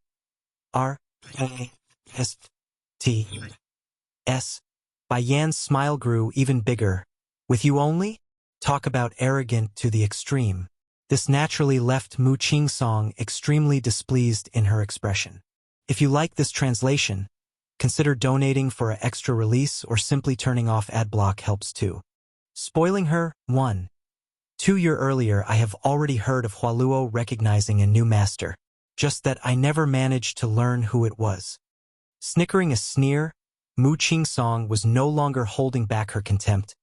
To think it would be you. And I know that you are also an alchemist. I'm not surprised S.L. You T like that would recognize you for some measly Dan pill, but don't think for a second that you can go up against me just because you have her behind your back. Despite her indifferent attitude, that arrogant tone cannot be hidden like she's watching a person that's already dead. Have I ever said I need to rely on Hualuo's power? Bai Yan's brilliant smile was like a thorn, piercing straight in her foe's heart and bleeding it. Nothing but a bead of insignificant rice. How dare you compare yourself to the radiant sun and moon? Bai Yan, I will let you understand where you stand in this world. Prepare yourself. Without another word, Mu Qing-song had unsheathed her sword to take aim at Bai Yan's throat. I've gave you the opportunity. It's you who didn't cherish it. This translation is only hosted on Cat Translation, dancing with precision and finesse. Her whole figure had practically transformed into the sword as it grazed against the wind, raising an ear-piercing cry in the process. O.C. R.A.P. It's over. Just as old Lord Lan and the rest were panicking due to the tense situation, Bai Shachen suddenly throws a bomb into the fire by issuing this sentence. Perhaps it's due to the boy's careless comment, but old Madame Lan was clearly very shaken by it. Unable to hold her posture, the poor grandmother starts falling backwards with her trembling hand reaching out as if she's trying to stop the fight. Quickly, someone go save my precious granddaughter. Good thing old Lord Lan was fast in his reaction. Catching his wife, he hurriedly turns to the stupefied Lan Xiaoyan nearby. Quickly, girl. Come hold your grandmother while I go help your cousin. Aha. Okay. Controlling herself after realizing how dumb she was acting, Lan Xiaoyun literally pounced over to receive her grandmother. Biting her lips, she can see Bai Yan was already hard at battle with Mu Qing-song. However good their intents were, the group appears to have misunderstood the little boy's meaning. Great-grandfather, what are you doing? Bai Shachen toddled over and asked. Of course it's to help your mother. No one can kill my granddaughter in my own turf. Clenching his fist until the veins were popping, old Lord Lan didn't look down as he continued to step forward for the impending battle. Blinking innocently at the reply, Bai Shachen appears to be struggling in his face. But my mother doesn't like it when someone interferes with her fighting. Slowing down but not stopping, old Lord Lan was firm in his expression. Even you said your mother is done for, how can I just sit and watch? I don't care what rules she has for when she's fighting. I only know I can't stand by and watch while she gets killed in front of my eyes. As soon as his remark came forward, Bai Shachen immediately showed a flash of surprise on his cute little face. But I wasn't talking about mother. I was referring to that bad woman. Jerking to a halt, only now does the old grandfather started to pay closer attention to the fighting in front. Boom! Following this explosive noise, Bai Yan's dexterous finger had clipped onto Mu Qing-song's sword. With a tiny flex of her powers, she brutishly infused her own energy into the enemy's weapon and shattered it into pieces. Stunned by the abrupt change in their stance, Mu Qing-song had trouble believing her eyes. The sword was forged by the best yuan iron out there. When did it become so useless? If you like this translation, consider donating for an extra release or simply turning off ad block helps too. Little Bully wants to tame a beast, too. Mother, they say the one who is worshipped by the animals must have the ability to tame the creatures. I want to tame this wolf to prove I am the most powerful person in the world. Hearing the aggrieved tone in her son, Bairua's voice promptly turned sharp. Who is it that told you these things? It's Bai Shachen's little friend's parent. However, before the fat kid could finish the ending part of his sentence, the woman had already assumed it's that rascal Bai Shachen's fault. Huffing with clear anger in her rapid breathing, it took a rather long time before Bairua could return her gentle gaze back down to the child in her arms. Son, you must always remember that you are the most prestigious person in the world. That Bai Shachen is only jealous of your status. That's why he's trying to manipulate you and confuse you. Despite the comforting words, the fat bully only looked up with his teary eyes. Then why did that wolf not listen to me? This translation is only hosted on Cat Translation. That's an ordinary wolf without any form of intellect. How can it possibly recognize you? Moreover, such a lowly existence isn't qualified to surrender to you. Remember, you are destined to control the world's demon beast. Only real demon beasts can understand how great your identity is. But Bai Shachen can order a lot of foxes at will. Nothing but. Bairua instantly cuts the boy off, her expression serious. Son, whether it be Nangong Zhuan or Bai Shachen, all of them must live under the control of your will in the future. If you find the opportunity, you must end them in the most miserable way. Understand? Who the hell is Bai Shachen? How dare he compare himself to my son? He's not even qualified to wash my son's feet. I understand, mother. From the depressed and sulky attitude, the fat bully was now invigorated with a renewed enthusiasm. I will never let that Bai Shachen and Nangong Zhuan get away with what they've done to me. Also, mother, I saw a little girl today. Can I make her my bed-warming maid? How dare that chubby kid beat me? Then I will snatch his sister over to warm my bed. That's fine, Bairua laughed. This world will eventually be yours, so that girl should be thankful for your generosity. Tell me which household it is. I will have someone go over there and buy the girl for you. Going bright in his weasel eye, the fat bully was brimming with energy. Mother, it's not just the little girl. I also want her brother to become my slave. Okay. Everything will be as you wish. In this city, there's only Ditsong who I wouldn't dare trifle with. Aside from that, who else would dare go against royal authority? Besides, isn't it just a little girl? If things don't go through, all I have to do is bring out a few Dan pills. By then, I like to see the other party still refuse the request. It was at this moment a palace maid came running over. Crown Princess, someone is requesting an audience. Slightly wrinkling her brow, Bairua asked, Who is it? The person said they are from the Music Valley. Music Valley? Evoking a sinister smirk. Finally, they are here. Quick, invite them into the reception hall. I will arrive in a moment. Yes, Crown Princess. Making a respectful bow, the maid quickly disappears from Bairua's view. First making sure her son was well taken care of by the maids. Bairua then headed for the main hall herself. But due to the injury on her hind, the speed that she moved at was awfully slow despite being supported by several servants. Back over at the reception hall, a female character donning a gorgeous blue dress was already sitting in wait by the time Bairua arrived at the scene. Aside from those mountainous things in the front, everything about this person radiated a stunning presence. This was especially true with that face because that milky complexion looked like it could literally be milked if squeezed. Chapter 219, Spoiling Her, 3. Mu Qing-song's expression was getting whiter and white. At least we won't lower ourselves to using our bodies to service another man. The Music Valley and Flower Brothel are often compared together because of their large number of female members in their mix. While the Music Valley would always be praised for their clean reputation, the flower brothel would usually be detested as an organization for the dirty and unwanted. You say you won't lower yourself to servicing a man. We will see how much of that claim is true then. How about this? I will abolish your cultivation and have you take customers at the flower brothel. This way you can experience it firsthand. A touch of laughter was emulating out of Bai Yan's eye. This Mu Qing song is so beautiful, coupled with her ident.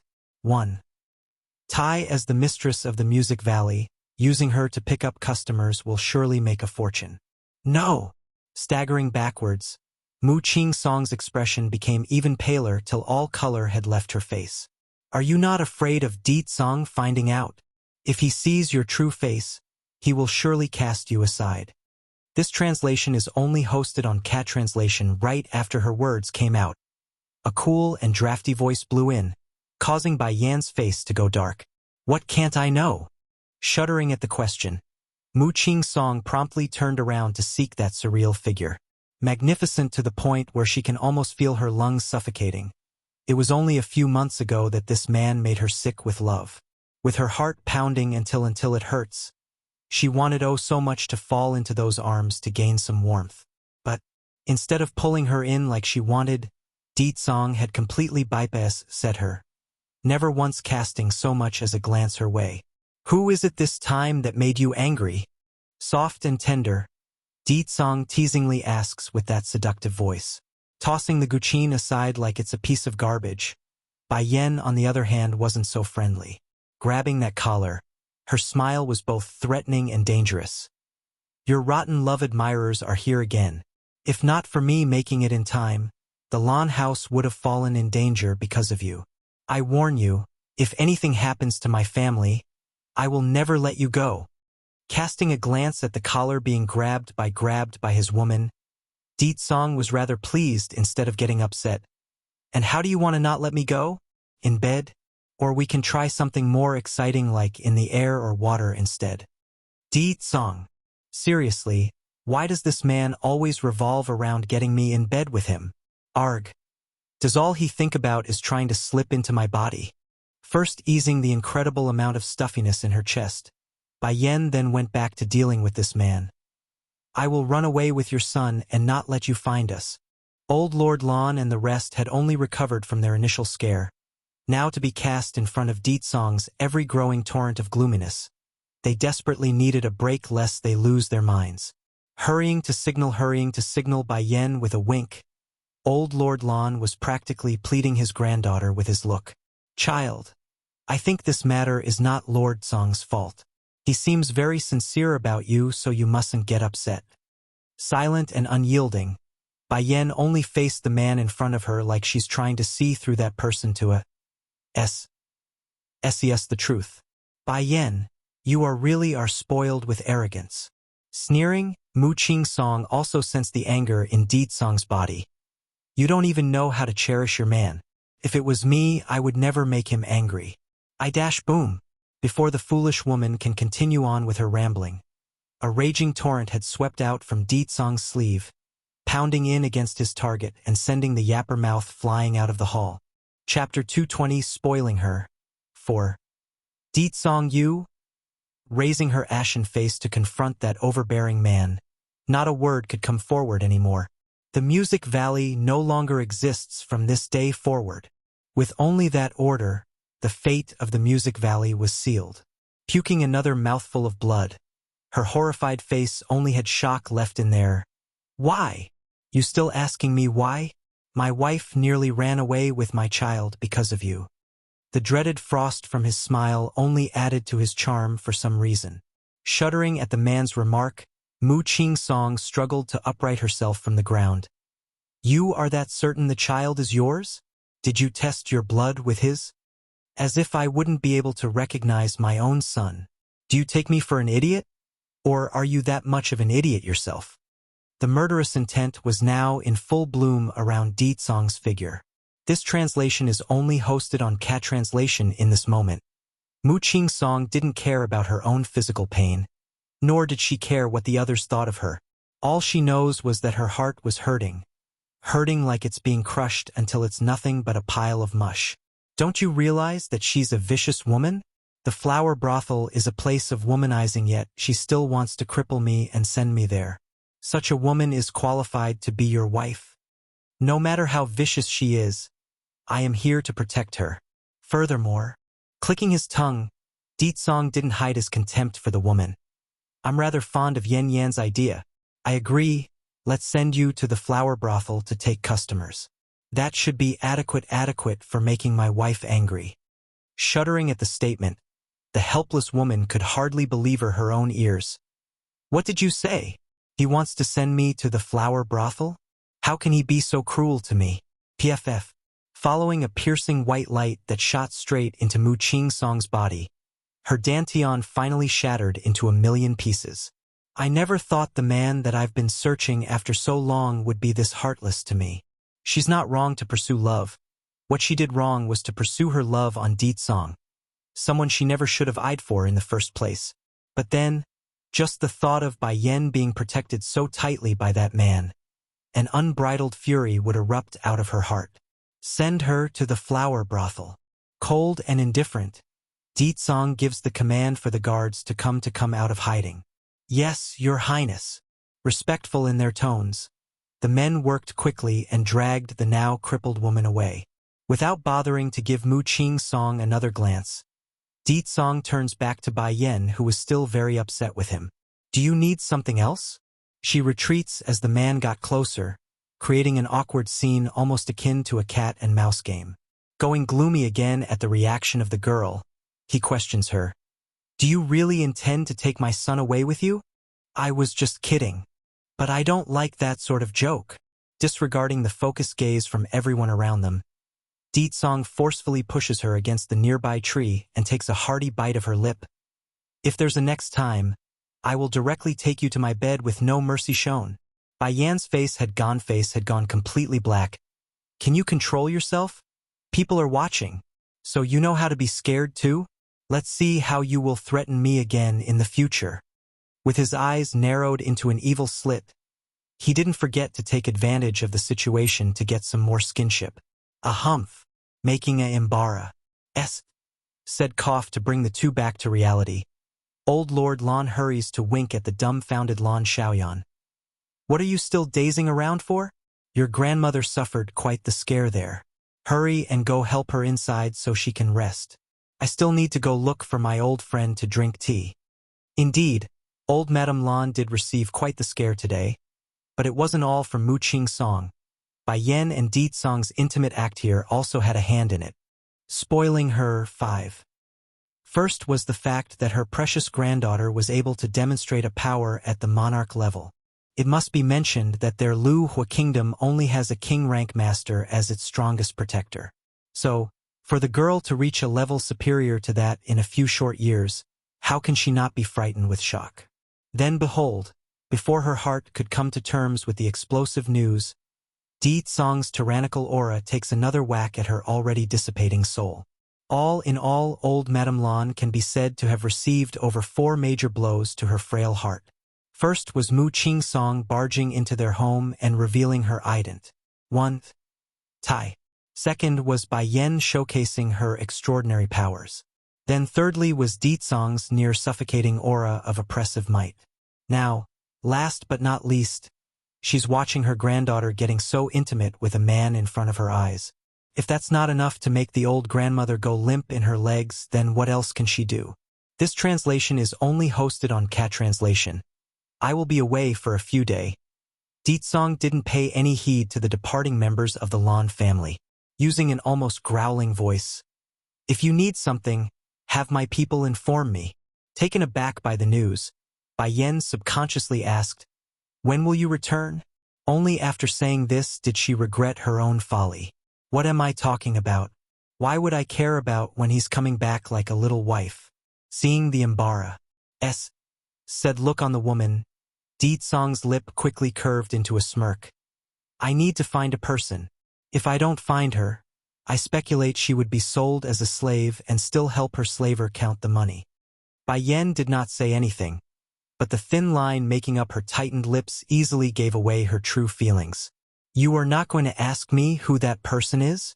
His voice getting deeper like he demands it. And what does that have to do with me? Bai Yen hurriedly swings her head around, obviously disgruntled by the fact. Acting as if he didn't hear that, Song continues without her permission. I'm going to look for Shachen's little auntie. Shachen's little auntie?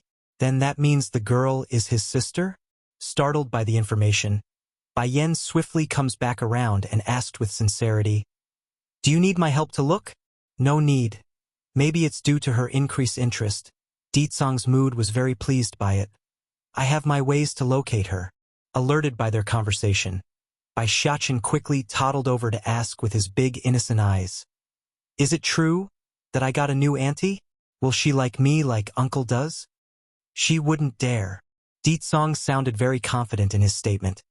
If she dares to not like you, I will rope her up and start hitting her hind while she dangles there. Not far away inside a certain valley, a young maiden was currently having a huge sneezing fit. Rubbing her nose, she got the aching suspicion that someone was talking behind her back. It's all state teacher's fault for not telling me where my brother is. Now I got to go around looking for them. Puffing up her cheeks, that pinkish hue was truly adorable. I wonder if my brother has managed to woo my sister-in-law over yet. The more the young maiden thought about it, the grumpier the girl became. Using the stick she found, she begins stabbing the poor fishies in the pond to vent her steam while imagining the state teacher's handsome face. Inside the courtyard of the Lan family's estate, Song was in the middle of giving Bai Yen a tender kiss while embracing the woman of his life. I will be back soon, so be good while I'm away. Having said this, he finally released the woman and gave his son a quick scruffle on the head before taking his leave. Mother, did you really want to leave with me just now? Watching the departing back of his father, Bai Shachen innocently asked his mother here. Going stiff in the body, Bai Yen could only exhale a sigh. This isn't your father's fault. He's also innocent, so I never blamed him for it. Then why did you say that then? Scratching his cute little head, Bai Shachen became perplexed by the contradiction. Truth is, I only wanted to see what sort of attitude he would make. Then how did Batty father do? Naive in his gaze, Bai Shachen had placed his mother on the spotlight by doing this. He did quite well, her smile genuinely happy. If you like this translation, consider donating for an extra release or simply turning off ad block helps too. Will you like him in the future? He did quite well. Tilting his cute little head in puzzlement, Bai Shachen looks up with those bright starry eyes of his. Mother, have you accepted Batty father then? No, I did not. She refutes it with a shake of her head. Then will you like him in the future? I don't know. Bai Yen went quiet for a moment, slowly raising her stunning head to face that crystal blue sky. A faint smile escapes her. How can I predict what I don't know? Come son, let us go back home. This translation is only hosted on Cat Translation. Okay. He happily nods and ran into his mother's embrace. However, the pair only managed to take a few steps out of the estate before Bai Shachen recalled he was here to bring Auntie Xiaoyun over to choose a fox. Wrinkling his baby face, he was practically moping in his voice. Mother, I need to make a second run back inside. Leaving only this behind, Bai Shachen struggled free from his mother's arms and ran inside without turning his head even once. It's widely recognized that the Music Valley was on equal standing to the flower brothel, and in some cases, their reputation supersedes their counterpart. Yet, in a single night, news of the Music Valley's destruction came sweeping over like a storm, catching Bai Ruo completely off guard today. How could this be? Due to the sudden act of climbing up from her bed, the wound on her body became torn again. Gasping at the sharp pain, Lu Yu, is this news reliable? The palace maid called Lu Yu respectfully replied, Crown Princess, this matter is absolutely true. Everyone in the entire kingdom now knows about it. Even that former mistress of the Music Valley now belongs to the flower brothel and is currently up for grabs for those willing to pay. Because of this reason, countless high-standing lords are rushing over there just to catch a glimpse of the lady. Going pale in her complexion, Bai Ruo closed her eyes as her hands clenched into a tight ball. I understand. You can leave me now. Yes, Crown Princess. Giving a slight bow, the maid retreats in an orderly fashion. With only her alone now, Bai Ruo had fallen into a daze-like state for a very long time. Perhaps it's due to the shockingness of the news. Even she was unwilling to believe it. How can Bai Yan have that kind of courage? Is she not afraid of Ditsong's fury? Does she think she can do whatever she wants just because she's in favor? Her pondering mind was all over the place during this period. But once she's come to terms with what's going on in her crooked mind, a freaky smile could be seen on that grotesque face. Someone come, prepare the sedan for me. I'm heading out. I must verify the news myself. The Bai house may have fallen into decay, but Bai Ruo was still the crown princess of the kingdom. Therefore, whenever her sedan moved across the streets, the civilians would consciously move aside to make room for her. Before long, she has arrived at her destination. Once inside the establishment after much difficulty, she can see clearly now through the rampant crowd of guests that a stunning woman was tied to a pillar. Obviously, the lady had lost her initial air of a G.O.D.E.S. In its place, only regret and a constant glimmer of deep pain could be found in those eyes. One glance, that's all it took for Bai Ruo to collapse. Crown Princess. The palace made hurries to support her mistress after seeing that incessant shiver. Bai Yan sure have guts.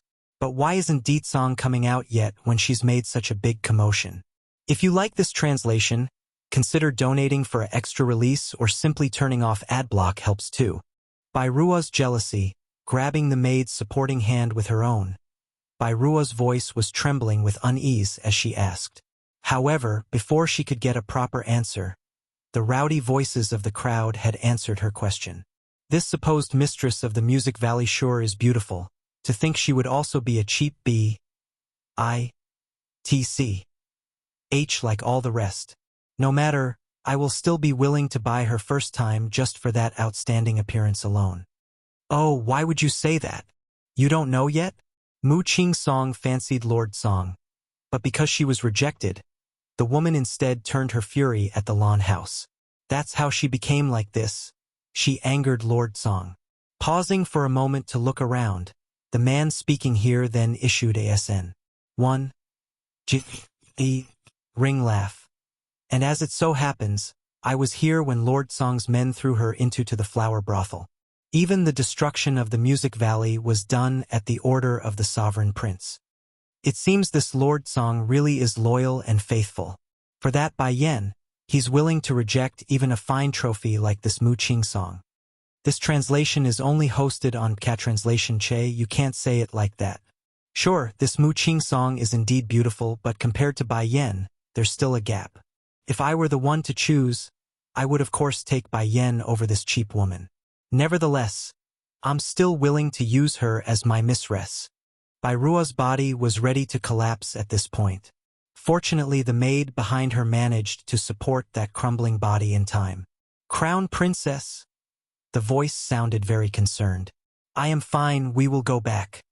First closing her eyes, Bai Ruo eventually reopened them again after coming to terms with the reality. Just that, those shaking legs cannot hide the horror coursing through her veins. My husband loves me so much, yet he still has a few concubines. Besides, as long as they are male, they will be more inclined to be good to a beauty. So why would Ditsong ignore such a temptation for Bai Yan? How can such a man be Bai Yan's? Perhaps it's due to the woman's wish to ease her mood. Bai Ruo didn't ride her sedan. Instead, she walked aimlessly through the streets for the palace. Just that, due to her divided attention, she had unintentionally imped into a pious Sing girl while wandering. Boom! It's unsure why the young maiden was so strong, but Bai Ruo felt like she was ting into a wall instead of a person. Stumbling backwards, she immediately took to the ground and ripped open her wounds again. Crown Princess! Alarmed by the fall, the palace maid as well as the escorting soldiers were quick to react. While the maid took to helping her mistress, the guards quickly surrounded the maiden. How dare you! This is Her Royal Highness the Crown Princess that you imped into. Di Xiaowan, Ditsong's sister. originally wanted to say sorry after colliding with someone, but after the abrupt scolding from the guards, her proud nature instantly flared up. She didn't look where she was going, so how can she blame anyone? She snorts, knocking her head high. Impudent! The complexion of the guards were getting uglier by the second. Just as they were ready to make a move, Bairua's hollering voice stopped them. Hold it! Slowly climbing up from the ground, Bairua's beautiful eyes were clearly focused on the badge token tied to the girl's waist. That badge looks very nice. Mind showing me? What? Di Xiao won immediately S-N-T-C. Head up her precious item like a protective hen. If you like this translation, consider donating for an extra release or simply turning off ad block helps too. Where's my brother? A rippling smile appears out of Bairua's mouth. Please don't misunderstand. I'm only asking because I happened to see it somewhere before. She did happen to see it. A peerless man like Ditsong cannot be resisted by any woman, including those who are married like herself. As such, during the first few years of the man's arrival in this kingdom, she would often accidentally appear in places where Ditsong would be, pretending to be a Paris Serbi while sneaking a few glances here and there. That's when she noticed this token with the letter Yao, demon, on it. To think I would see it again on a young girl like this. The young maiden grew excited. You've seen this token? Where is he? Smiling deeply again, Bairua knew she's had the girl. I'm a friend. May I know your relationship with him? This translation is only hosted on Cat Translation. Friend? Impossible, my older brother hates women the most. Of course, aside from my sister-in-law, that is. Just thinking of how she will soon meet her sister-in-law and cuddly little nephew. Di Xiaowan would smile from within her hearts. Even if a man hates the females, EX, there's bound to be some special existences eventually, is it not so? Bairua continues to sway the young girl in her way. Shaking her head, Di Xiaowan refutes it completely. There's been no shortages of the females EX trying to woo my brother, but never once had he gotten close to any of them, let alone become friends. To what extent does that phobia applies to? It's to the point where Ditsong wouldn't allow even a single person to draw within 100 meters of his own existence. Nowadays, not a single woman, in some cases the male side too, wouldn't dare to get close to Ditsong back in the demon realm. What I said is true. Bairua's expression was starting to change for the worse. Nevertheless, she continues to force a smile using that soft tone of hers. And, I can bring you to him. Biting her fingernail, Di Xiaowan appears to be struggling at the idea. But when I left home, state teacher specifically told me not to follow anyone I don't know, or else. Why don't I give you my address and you can have him come find me instead? If I went with this woman, state teacher would certainly be very angry with me. Seeing how insufferably hard it was to convince this wretch, Bairua herself too was starting to get impatient. If it was any other time, she would have slapped the girl on the spot by now if not for Ditsong's connection. Suddenly, she noticed a familiar figure coming from the front. Hurrying to call out, she didn't mind the fact that her voice sounded a tad sharp there. Ji! Ever since that incident inside the palace with the rod punishment occurred, Bai Ji haven't been able to make contact with her elder sister. Therefore, tears immediately came flowing out as soon as she did so. Sister! Bai Yan is too hateful. Not only did she cripple father, she's also framing mother of cheating behind the scenes. Nowadays, father would constantly beat her like it's true. What should I do? What is even more odious is the fact that Ditsong would defend that B.I.T.C.H. Bai Yan still. I don't get what she gave him to cause such a reaction. What? Bairua's complexion had gone white. Father is actually hitting mother? I will return home in 2 days with my husband. Only after wiping some of her tears did Bai Ji turn towards the beautifully pleasant girl behind the group. Sister, who is this woman? Turning sharp as soon as she heard the question, Bairua was clearly up to no good. She is Ditsong's sister. I promised to take her to her brother. As it so happens, I'm currently busy, so I will hand the job over to you. If you like this translation, consider donating for an extra release or simply turning off ad block helps too. Bai Yan is here 3. Mother, just now this woman wanted to hit me. Hit my son? Bai Yan's face was dreadfully dark. Now I like to see who got the nerve to make a move against my son. Oh yes, Lan Xiaoyun adds in another part. This woman is also here because of your man. Likely she got rejected and is here to vent her steam by making trouble. Another one of Di Zong's love debt? Bai Yan's lip gently curved into a smirk. Landing her sight on the woman, she starts speaking in an interrogatory manner. Which hand of yours did you use? Not her. It's that maid beside her who wanted to slap little Xiachen. Finding this reliable reinforcement here, Lan Xiaoyun immediately changed from her timid appearance to a roaring lioness. She used her right hand. This translation is only hosted on Cat Translation, going cold in her face. Mu Qing Song had wanted to lecture the pest when a flash of gleaming light stopped her.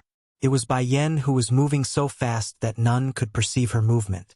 By the time the rude woman recovered from her startling discovery, it was already too late. Ah! Following an ear-deafening scream made the woman in green. A fountain of blood was already gushing out from that horrific stump of flesh. On the ground, the decapitated hand was still twitching there after being sliced off in one clean motion. You should be glad that you didn't use both hands, or else your other arm will also be crippled. Because of how abrupt her attack was, none in the room could react in time.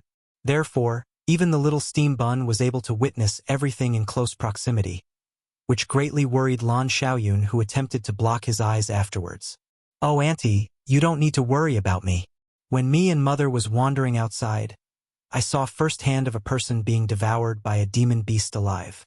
This is nothing for me. Before being taken into the Holy Land by the three elders, Bai Xiachen was only a couple of months old. Yet, he was able to remember everything at that age where he's considered to be a fresh-born. Upon hearing this explanation, Lan Xiaoyun was both sad and pained inside, causing the girl to nearly break out into tears. How can those people from the Bai house force such a good child and her mother to wander out there alone for so long? How dare you? Mu Qing Song was flushed with anger. Bai Yan, do you know what you are doing?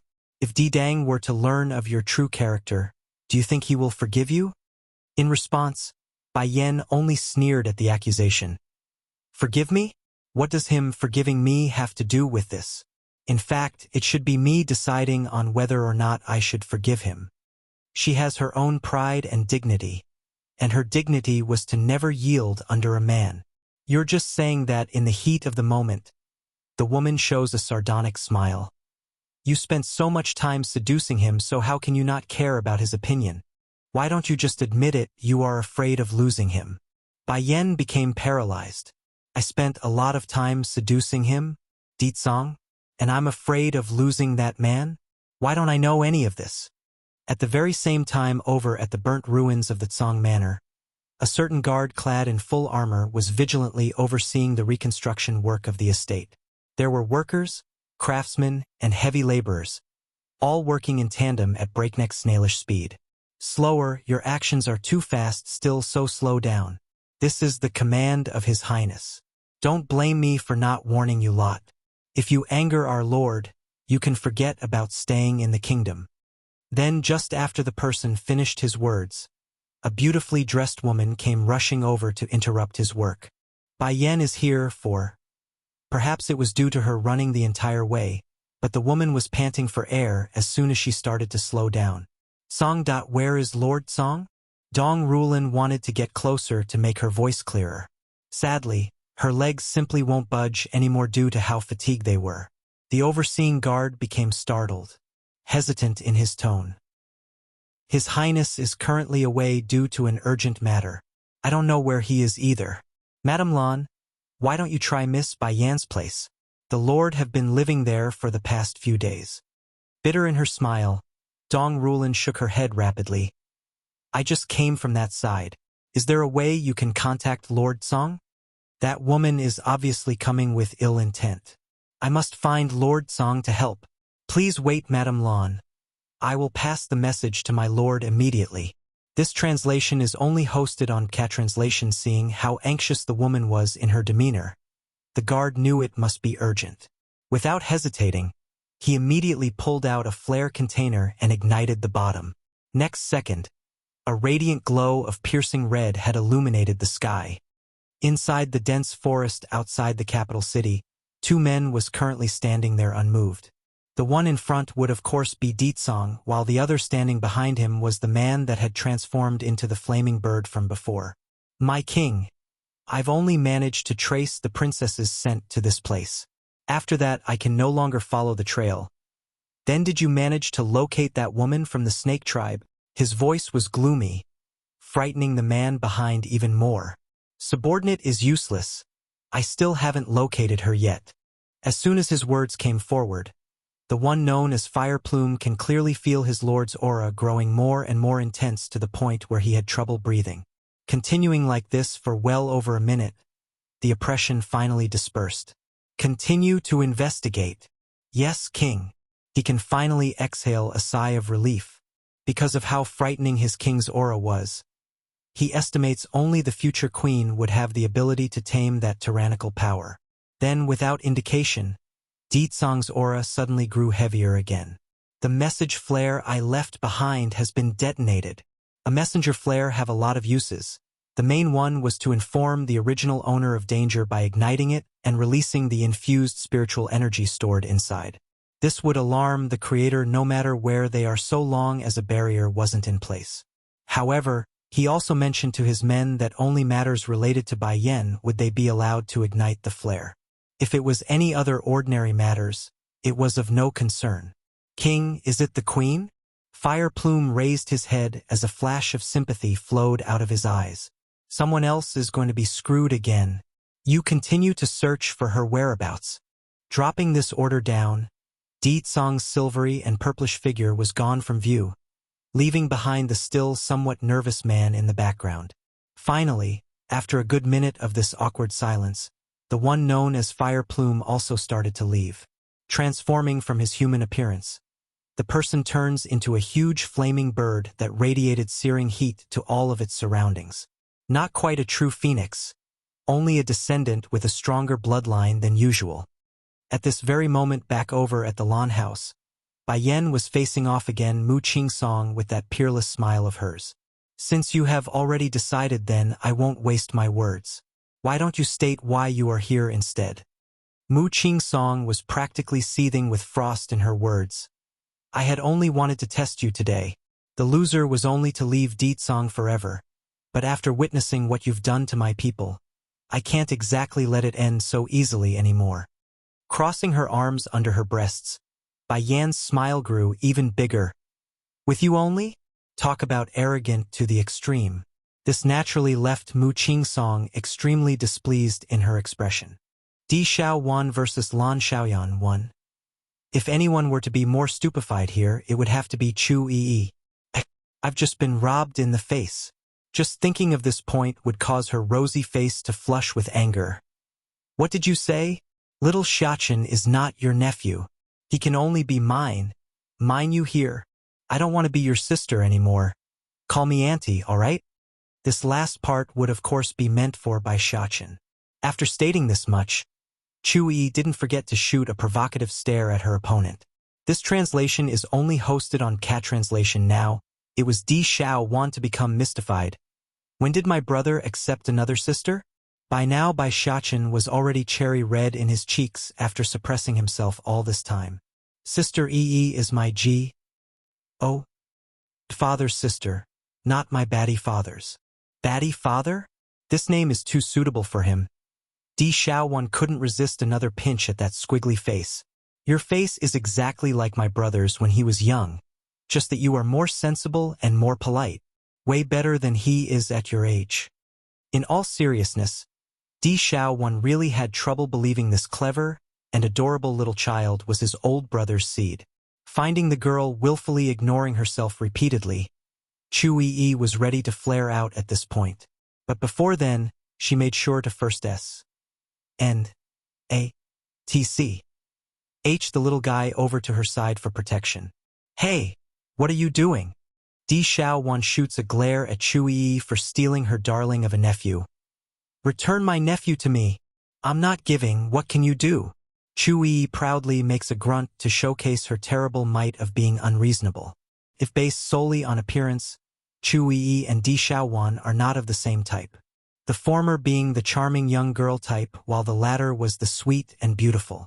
However, their temper are one and the same, the type to explode upon contact. As such, finding someone trying to steal her precious nephew away, Di Xiaowan's face was starting to show off a pang of true anger. You want to fight, is it?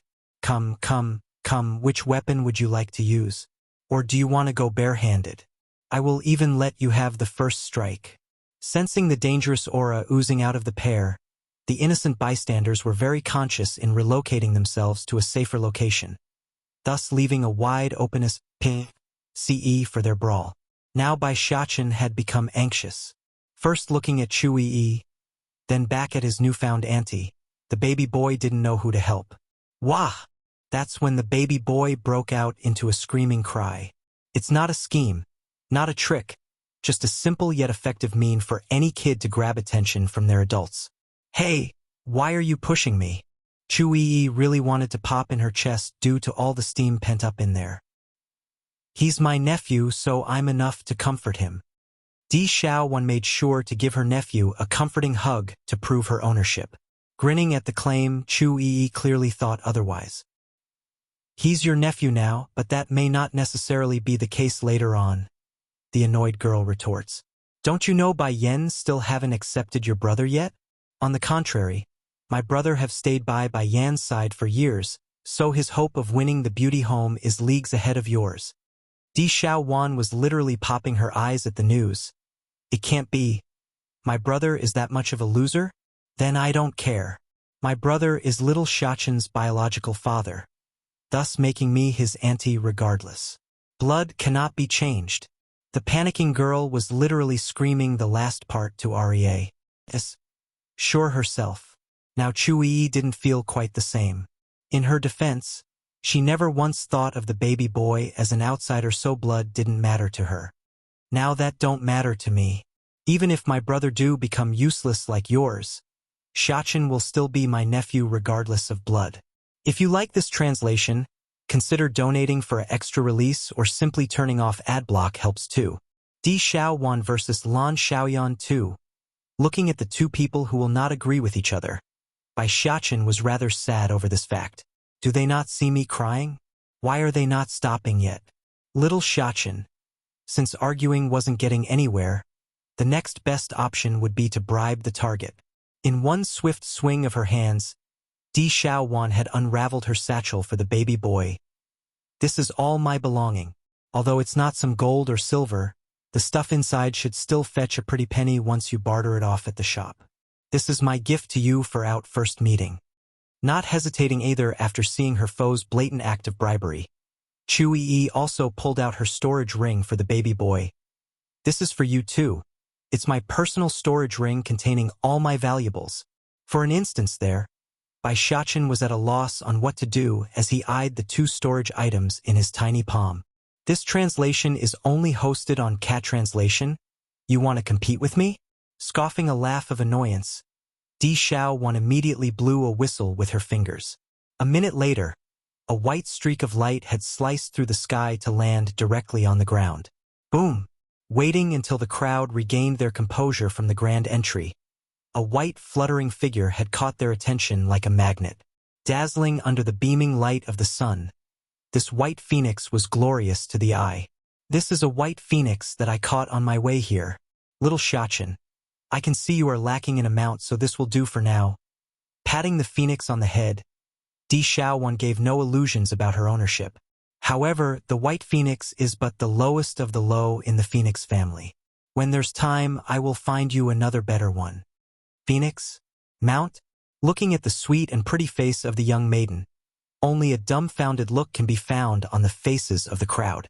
Although the white phoenix breed was of the lowest in terms of lineage, but it's still of N. O. Blee descent. Instead of cherishing it like a treasure, she's going to toss it aside when there's time to find another one? Grumbling at the flaunting act of wealth, Chu-yi had no choice but to admit defeat on this end. Forget about taming a phoenix. She can't even tame a simple garden bird, okay? Auntie, Sister Ee, my mother have always taught me since childhood that a gentleman can love money, but they cannot take what is not theirs. These gifts are too valuable. I cannot take them. Giving the storage ring and storage bag in his hand one final glance, Bai Xiachen can only reluctantly return the prizes to their rightful owners. Seeing the disappointed expression on Di Xiaowan's face, the baby boy's clever mindset once again shined in this situation.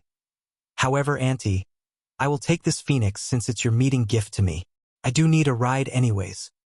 In truth, if he had wanted a white phoenix to use as his mount, his mother would have brought one to him long ago, just that he didn't want to hurt the girl, hence the reason why he would take the bird despite not needing one. Sure enough, it worked. Showing a gloating smile, Di Xiaowan immediately shot a taunting face at Chu Yi to send the girl jumping with steam. Sister Yi. Bai Xiachen's face was beaming a heartwarming smile. Though I didn't take your gift, but I still like you and Father a lot. No matter what choice my mother makes in the future, you will always be my family. What a sensible child. The surrounding onlookers were all sighing helplessly after watching. First was that phrase of not taking what's not yours. Only a properly educated child can utter something so good. Now he's also comforting his elders for the sake of others. Such a well-behaved child. Who can bear to harm such a darling? While some were mumbling this inside their heart, some were less inclined to keep their thoughts to themselves and outright said it aloud. If Bai Yan can educate her son to such an extent, she can't be bad like what the Bai family says. Besides, that family nearly sold this good child back then, and also set him on fire because he wouldn't agree. If you like this translation, consider donating for an extra release or simply turning off ad block helps too. Di Xiaowan vs Lan Xiaoyan. 3. Di Xiaowan originally wanted to keep arguing with her opponent over who's better and etc. But as soon as she heard the whispering comments from the bystanders, her raging fury had erupted. What? Sell my nephew? And setting him on fire? Which be A-S-T-A-R-D is it? My nephew is the crown prince of the demon realm. Who dares? As soon as the topic was brought up again, Chui herself also erupted. That's not all, those people also wanted to sell Bai Yan to an old fart to be his concubine. For what? All for a third-grade Dan pill. If Bai Yan didn't run in time back then, little Xiachen might not even be born now. Something like that happened too? My sister-in-law is the destined queen of the demon realm. Who would have the nerve to ignore our power? Are they blind in the eye? This translation is only hosted on Cat Translation regardless of whatever thoughts were running through the girl. Di Xiaowan apparently had forgotten no one in this mortal world even knows their status or background. Of course, that Bai family is the worst. In those days, Bai Yan was forced to wander out in the wild alone with a little baby in her care. Who knows how much suffering they had to endure during that time. Even back when the elders brought her to our place, Bai Yan's body was already covered in wounds without a single patch of good flesh. Going sour in her nose, Di Xiaowan suddenly had the urge to break out into tears at the story.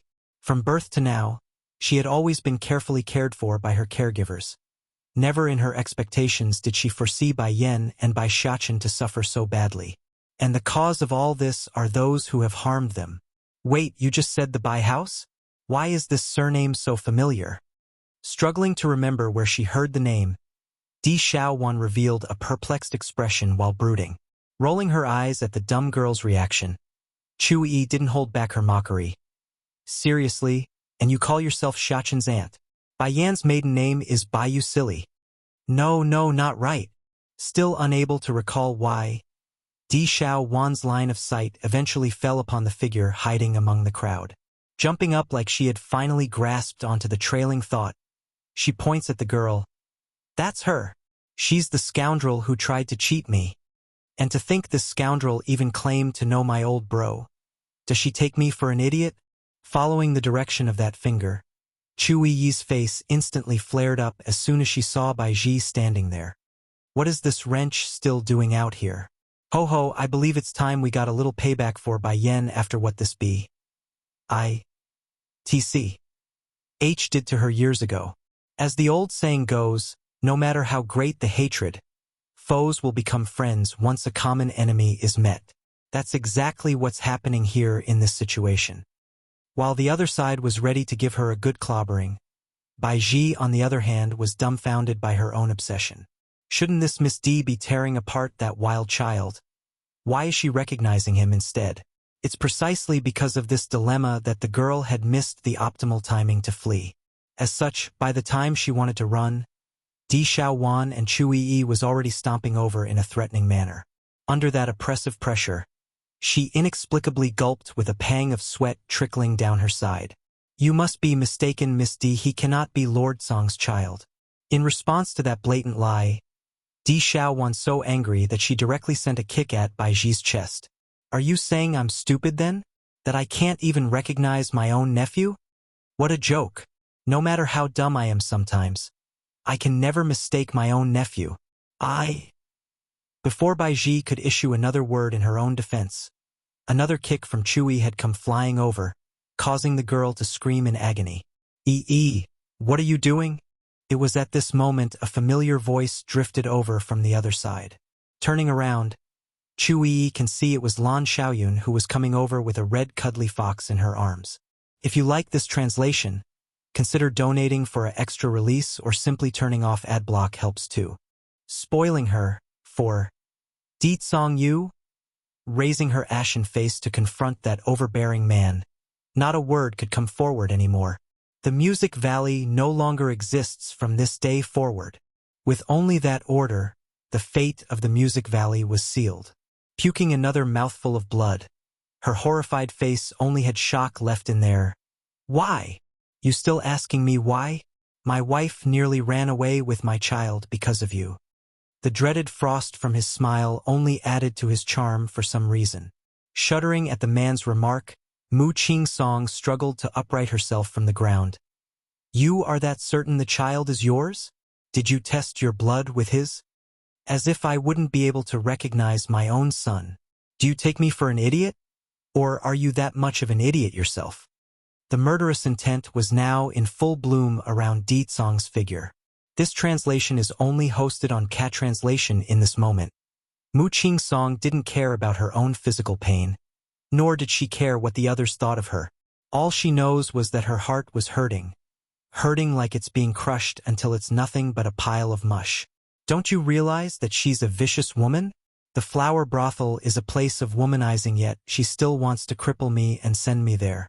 Such a woman is qualified to be your wife. No matter how vicious she is, I am here to protect her. Furthermore, clicking his tongue, Di Tsong didn't hide his contempt for the woman. I'm rather fond of Yan Yan's idea. I agree, let's send you to the flower brothel to take customers. That should be adequate for making my wife angry. Shuddering at the statement, the helpless woman could hardly believe her own ears. What did you say? He wants to send me to the flower brothel? How can he be so cruel to me? PFF. Following a piercing white light that shot straight into Mu Qing Song's body, her dantian finally shattered into a million pieces. I never thought the man that I've been searching after so long would be this heartless to me. She's not wrong to pursue love. What she did wrong was to pursue her love on Di Tsong, someone she never should have eyed for in the first place. But then, just the thought of Bai Yen being protected so tightly by that man, an unbridled fury would erupt out of her heart. Send her to the flower brothel. Cold and indifferent, Di Tsong gives the command for the guards to come out of hiding. Yes, Your Highness. Respectful in their tones, the men worked quickly and dragged the now crippled woman away. Without bothering to give Mu Qing Song another glance, Di Tsong turns back to Bai Yen, who was still very upset with him. Do you need something else? She retreats as the man got closer, creating an awkward scene almost akin to a cat and mouse game. Going gloomy again at the reaction of the girl, he questions her. Do you really intend to take my son away with you? I was just kidding. But I don't like that sort of joke. Disregarding the focused gaze from everyone around them, Di Tsong forcefully pushes her against the nearby tree and takes a hearty bite of her lip. If there's a next time, I will directly take you to my bed with no mercy shown. Bai Yan's face had gone completely black. Can you control yourself? People are watching. So you know how to be scared too? Let's see how you will threaten me again in the future. With his eyes narrowed into an evil slit, he didn't forget to take advantage of the situation to get some more skinship. A humph, making an embarrassed cough to bring the two back to reality. Old Lord Lan hurries to wink at the dumbfounded Lan Xiaoyan. What are you still dazing around for? Your grandmother suffered quite the scare there. Hurry and go help her inside so she can rest. I still need to go look for my old friend to drink tea. Indeed, old Madame Lan did receive quite the scare today, but it wasn't all from Mu Qing Song. Bai Yan and Di Song's intimate act here also had a hand in it. Against a common enemy? Auntie Xiao Wan, wouldn't Batty Father be sad if you say it like that? From those blinking eyes, a hint of Kampa. Shaun could be seen in the little steam bun's face. As if he would, Di Xiao Wan refutes the claim outright. My old bro always say I'm annoying and stupid. Not only that, he would always go on and on about marrying me off early so he won't have to deal with me so often. As if I would want to see him. No way. State teacher is so much kinder than he is. In honest truth, Di Xiao Wan really don't know what sort of sins she's committed to have such a brother. For that reason alone, she's been suppressed for many years under that tyrannical rule. Little Xiachen, let's go home, your mother is waiting for us. Ignoring the conversation, Chu Yi, Holy Land Princess, led the way by holding the baby boy's hand. This translation is only hosted on Cat Translation naturally. Di Xiao Wan wouldn't just ignore this and continued to follow them from behind in silence. Why are you following me? Chu Yi shot her head around to glare at the unwanted tagger. Of course to go home, she P.R.I.C. Ket her brow, unsure why the need for the question. Now it's Chu Yi's turn to be stumped. She really didn't know whether to be angry or to laugh. That is our home. Your home is over at the Tsang Manor. I will have someone send you over there. Bai Yan is my sister-in-law and Xiachen is my nephew. So of course their home is my home. How can I be a hinder to you when I'm going home? No other way. That's what happens when Xiachen was her nephew. Just that connection alone gives her the right to tag along. This? Unable to grasp onto the situation, Lan Xiaoyan, girl cousin, weakly chimed in. Weren't we doing very well just now? Why are you two quarreling all of a sudden?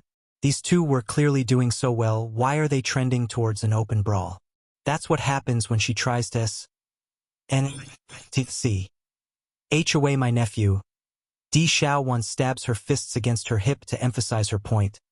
My little nephew is mine as well as my sister-in-law. I won't give either of them up to you. Ho ho, you want to fight, eh? Alright, come on, let's go. Chu Yi has had it now. Letting go of the baby boy's hand, she knocks her chin up in preparation for the fight. It's likely safe to assume the most clueless one here had to be Lan Xiaoyun. Scratching her head anxiously, the girl's eyes suddenly lit up at an idea. Miss Xiao Wan, there's been no shortages of people talking behind my cousin's back while she was away during all these years. In a blink of an eye, the two raging lionesses were longer glaring at each other.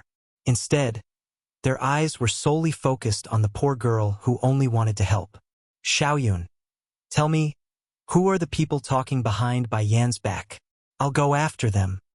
Those thugs sure are bold to talk ill of my nephew and sister-in-law. Their angry voices were nearly in sync, causing a resonance effect across the street. Smiling right up to her eyes, Lan Xiaoyun was very pleased with this reaction. This wasn't all of it. Right after they learned of little Xiachen's existence, they also started to talk ill about Lord Song and that he's taking care of another man's child. I've already compiled a list for us to get them back one at a time. The first one, let's start with that sixth princess of the royal family. She not only mocked my cousin behind her back, she even bullied little Xiachen and attempted to set the Tsang Manor ablaze. We should make an example of her for starters. Bringing out the list she's been keeping on her at all times, Lan Xiaoyun was very proactive when it came to these sort of things. Let's go, we'll go find those BITC. He's to settle the score. Pulling up her sleeve, Di Xiaowan was showing off the perfect image of someone ready for a fight. Nodding in approval, Chu Yi was the same in every way. Lead the way, Xiaoyun, we are going to pay them back in full force today. Seeing how easily these two are joining up for the task, the confused girl can finally exhale a sigh of relief. In her view, the main priority was to stop their heated bickering before it devolves into something serious.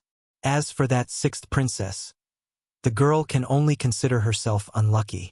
Sister Chu, Auntie Xiaowan, Bai Xiachen had wanted to say they should return home first, but before he could, the raging figures had already disappeared like wind and fire, and thus, a flabbergasted child was left behind without his consent. If you like this translation, consider donating for an extra release or simply turning off ad block helps too. My brother is Deetsong, the princess's home. While hundreds of blooming flowers adorned this wondrous garden, it was so horribly tarnished by a girl so filled with hatred that she would destroy this scenic picture by plucking the flowers one at a time to satiate her anger. Since the day when she was framed for no reason of setting Deetsong's home ablaze, the sixth princess had no choice but to go kneel in front of the Tsong manor at her father's order. Contrary to getting the forgiveness like she expected, she had got done in by a flaming bird instead and nearly had her entire arm ripped off by the bite. By the time she woke up again after fainting away, the princess was already back at her home. Lord Song is so cruel. At the very least, I'm still considered a beauty. Why would he ignore me at every turn? The princess just can't accept the fact that she's losing out to Bai Yen, so she's venting her steam on the poor flowers. This translation is only hosted on Cat Translations. It was then, at this moment, a light chuckle came from behind, startling the princess greatly. In a hurry, she turned around to find Lan Xiaoyun in her blue dress standing there. And beside the girl were two angry maidens glaring daggers at herself. Lan Xiaoyun, what are you doing here? The princess viciously asked. She's afraid of making a move against Bai Yen because of Deetsong's might, but that doesn't necessarily apply to Lan Xiaoyun. I heard you want to seduce my brother, and also bullied my nephew. Di Xiaowan, Deetsong's sister, proudly knocked her chin up as she looked down in disdain at this mortal princess. You? Who is your brother? My brother is Deetsong. Once that said, the demon princess didn't give her foe another chance to reply. In swift uppercut, she sends the mortal girl flying up into the air like a lightning bolt. Sadly for the sixth princess, things didn't end there. There's still Chu Yi's flying upper kick to knock her even higher into the crystal blue sky. Popping her eyes in surprise, Lan Xiaoyun only had sympathy for the sixth princess who wouldn't come down anymore. On this day, the entire Lu Hu kingdom was doomed to be unsettling to the point where fear would run rampant. One Chu Yi would already be enough to flip the entire kingdom upside down. Add in another Di Xiaowan, it'd be a miracle if there's anything left by the end of it. At this moment, Bai Yen was still unaware of the chaos quickly ensuring outside her home as a result of her task of refining some medicine for the sickly Bai Zhangping. This the pill I was telling you about. Walking out of the cauldron room, Bai Yen casually placed the bottle in front of the sickly man. There are a total of 100 pills inside, more than to remedy that body of yours. As for the extra in my possession, consider it your payment to me. The excitement in Bai Zhangping's usually indifferent face cannot be hidden here. Carefully picking up the bottle containing his life-saving pills, his voice sounded somewhat hoa. Due to the emotions running through his soul. Miss Bai, thank you. You really saved me this time. If you ever need my help in the future, I will answer your call no matter the circumstances. Bai Yen was definitely happy over the answer. It's fine. Aside from the batch I gave you, I also left a lot for myself. We are even. How can I do that? A life debt cannot be paid with some mere pills. Standing up. Miss Bai Yen, I feel like we are hitting it off very well. Why don't you call me Uncle Zhangpeng instead? How about it? Bai Yen became stunned there. Looking you finally replied after seeing how earnest the man was. All right, Uncle Zhangpeng. If you like this translation, consider donating for an extra release or simply turning off ad block helps too. I only need to see her. A smile escapes the man. To Bai Zhangping, sickly man. The girl in front of him was no different from seeing his younger sister again from all those years ago. However wishful that may be, It cannot be true because his sister was already 20 that year when she disappeared. To say Bai Yan to be his niece was more fitting. Bai Yan, I will be staying in the city during this period. If there's anything you need, do come find us at the Dragon Phoenix Inn. Elder Gu, let us go now. Giving Bai Yan one last glance, Bai Zhangping didn't look back anymore as he strode towards the exit. Young master, you're almost fully recovered now. With the medicine in our hands, shouldn't we first return to the medicine sect? The elder was quick to suggest the idea after they were outside. Shaking his head before turning around, Bai Zhangping was full of emotions when he looked at the old manor. How can I possibly do that? It's not easy to come across someone so similar to her. There's no way I can.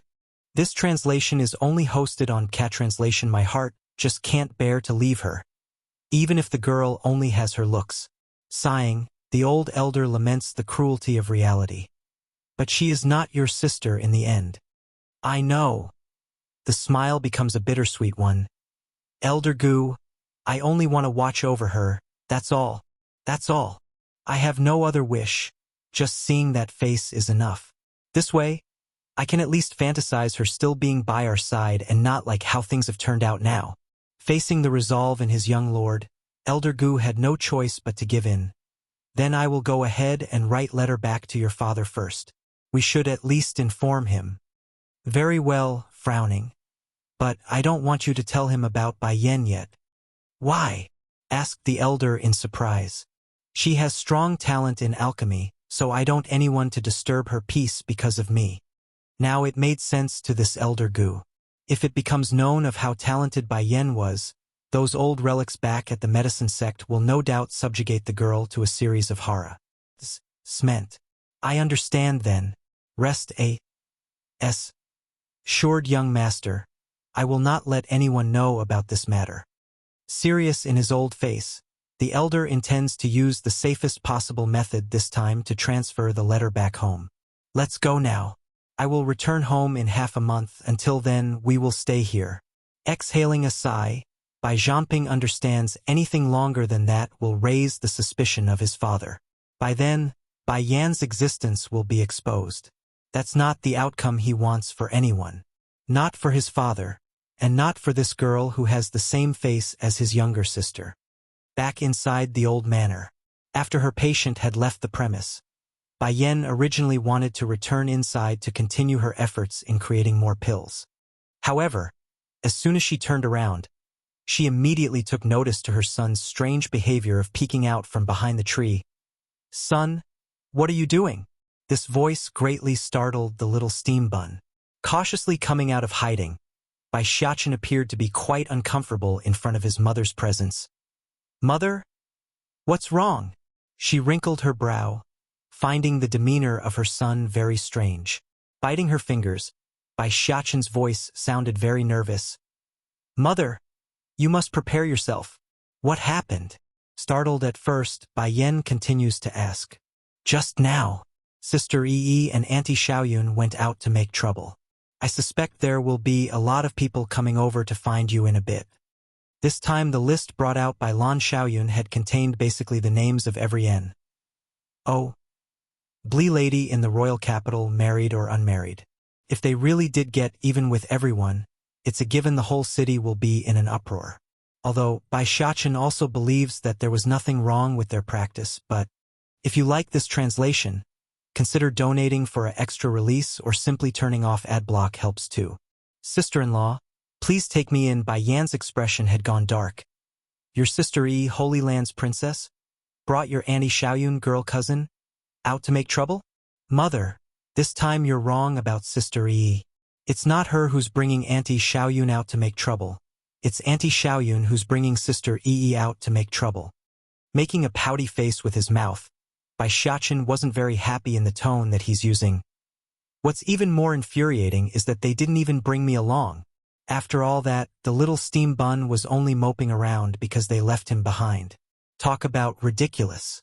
Towards her son's comment, Bai Yan's expression grew even darker. Knocking the kid on the head to show her displeasure, she continues, behave yourself. If there's anything else you must tell me, wait until I finish dealing with this mess first. This translation is only hosted on Cat Translation. Chui never cares about whether or not she's right or wrong. To the girl, it only matters if she likes the person or not. For that reason, there's been no shortages of young talented individuals who had to suffer under her tyrannical rule within the Holy Land. But that's not necessarily the case for Lan Xiaoyun. If she's willing to lead the way with her personality, then there must be a reason. Oh right? Tilting his little head, those eyes were innocent and clean. Mother, do you still remember those words Batty father said before he left? Yes, I remember. Bai Yan makes a faint nod. He said he's going to search for his little sister. The other thing I want to say is this, struggling in his baby tongue. Auntie, cousin. It was at this moment the joyous voice of Lan Xiaoyun drifted over from the outside, which also interrupted the mother and son's conversation. Looking up, Bai Yan only managed to catch a glimpse of that girl in the blue dress before she became overwhelmed by a speeding figure coming her way. Alarmed by the intrusion, she reflexively shot her leg out and slammed it directly into that rushing body. Against this scene, Lan Xiaoyun and Chu Yi were both flabbergasted. Watching their third partner shoot up into the sky and then coming back down to the ground in a sprawling position, they could hardly keep their jaws closed. Who are you? Bai Yan's face was darker than ever when she asked with that cold, hard voice. Mother.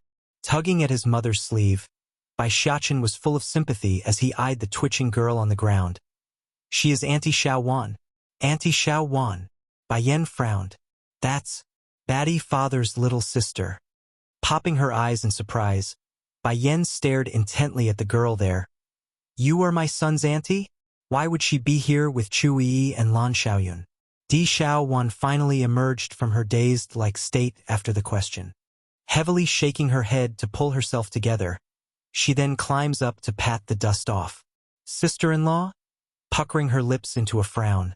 A layer of water could easily be seen filling those aggrieved eyes. You are so mean, I only wanted to give you a hug. How can you actually kick me?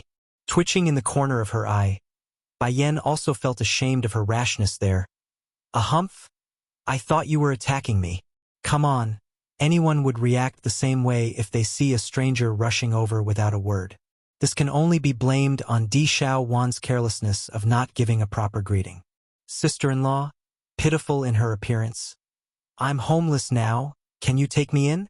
Your brother is looking for you everywhere, you should go find him. As soon as the news of her brother searching everywhere for her came to light, Di Xiao Wan couldn't resist shivering a cold fright. Shrinking her neck in, she pleads again with that big smile. Please, sister-in-law, I left home without permission. If my brother catches me, he will surely kill me. I still think it's safer here, so pretty please, let me stay. If you like this translation, consider donating for an extra release or simply turning off ad block helps too. Are you sure you want to stay? Are you sure you want to stay? Bai Yan asks with an extra meaning in her eyes. Going bright, Di Xiao Wan grew excited. Can I really stay here?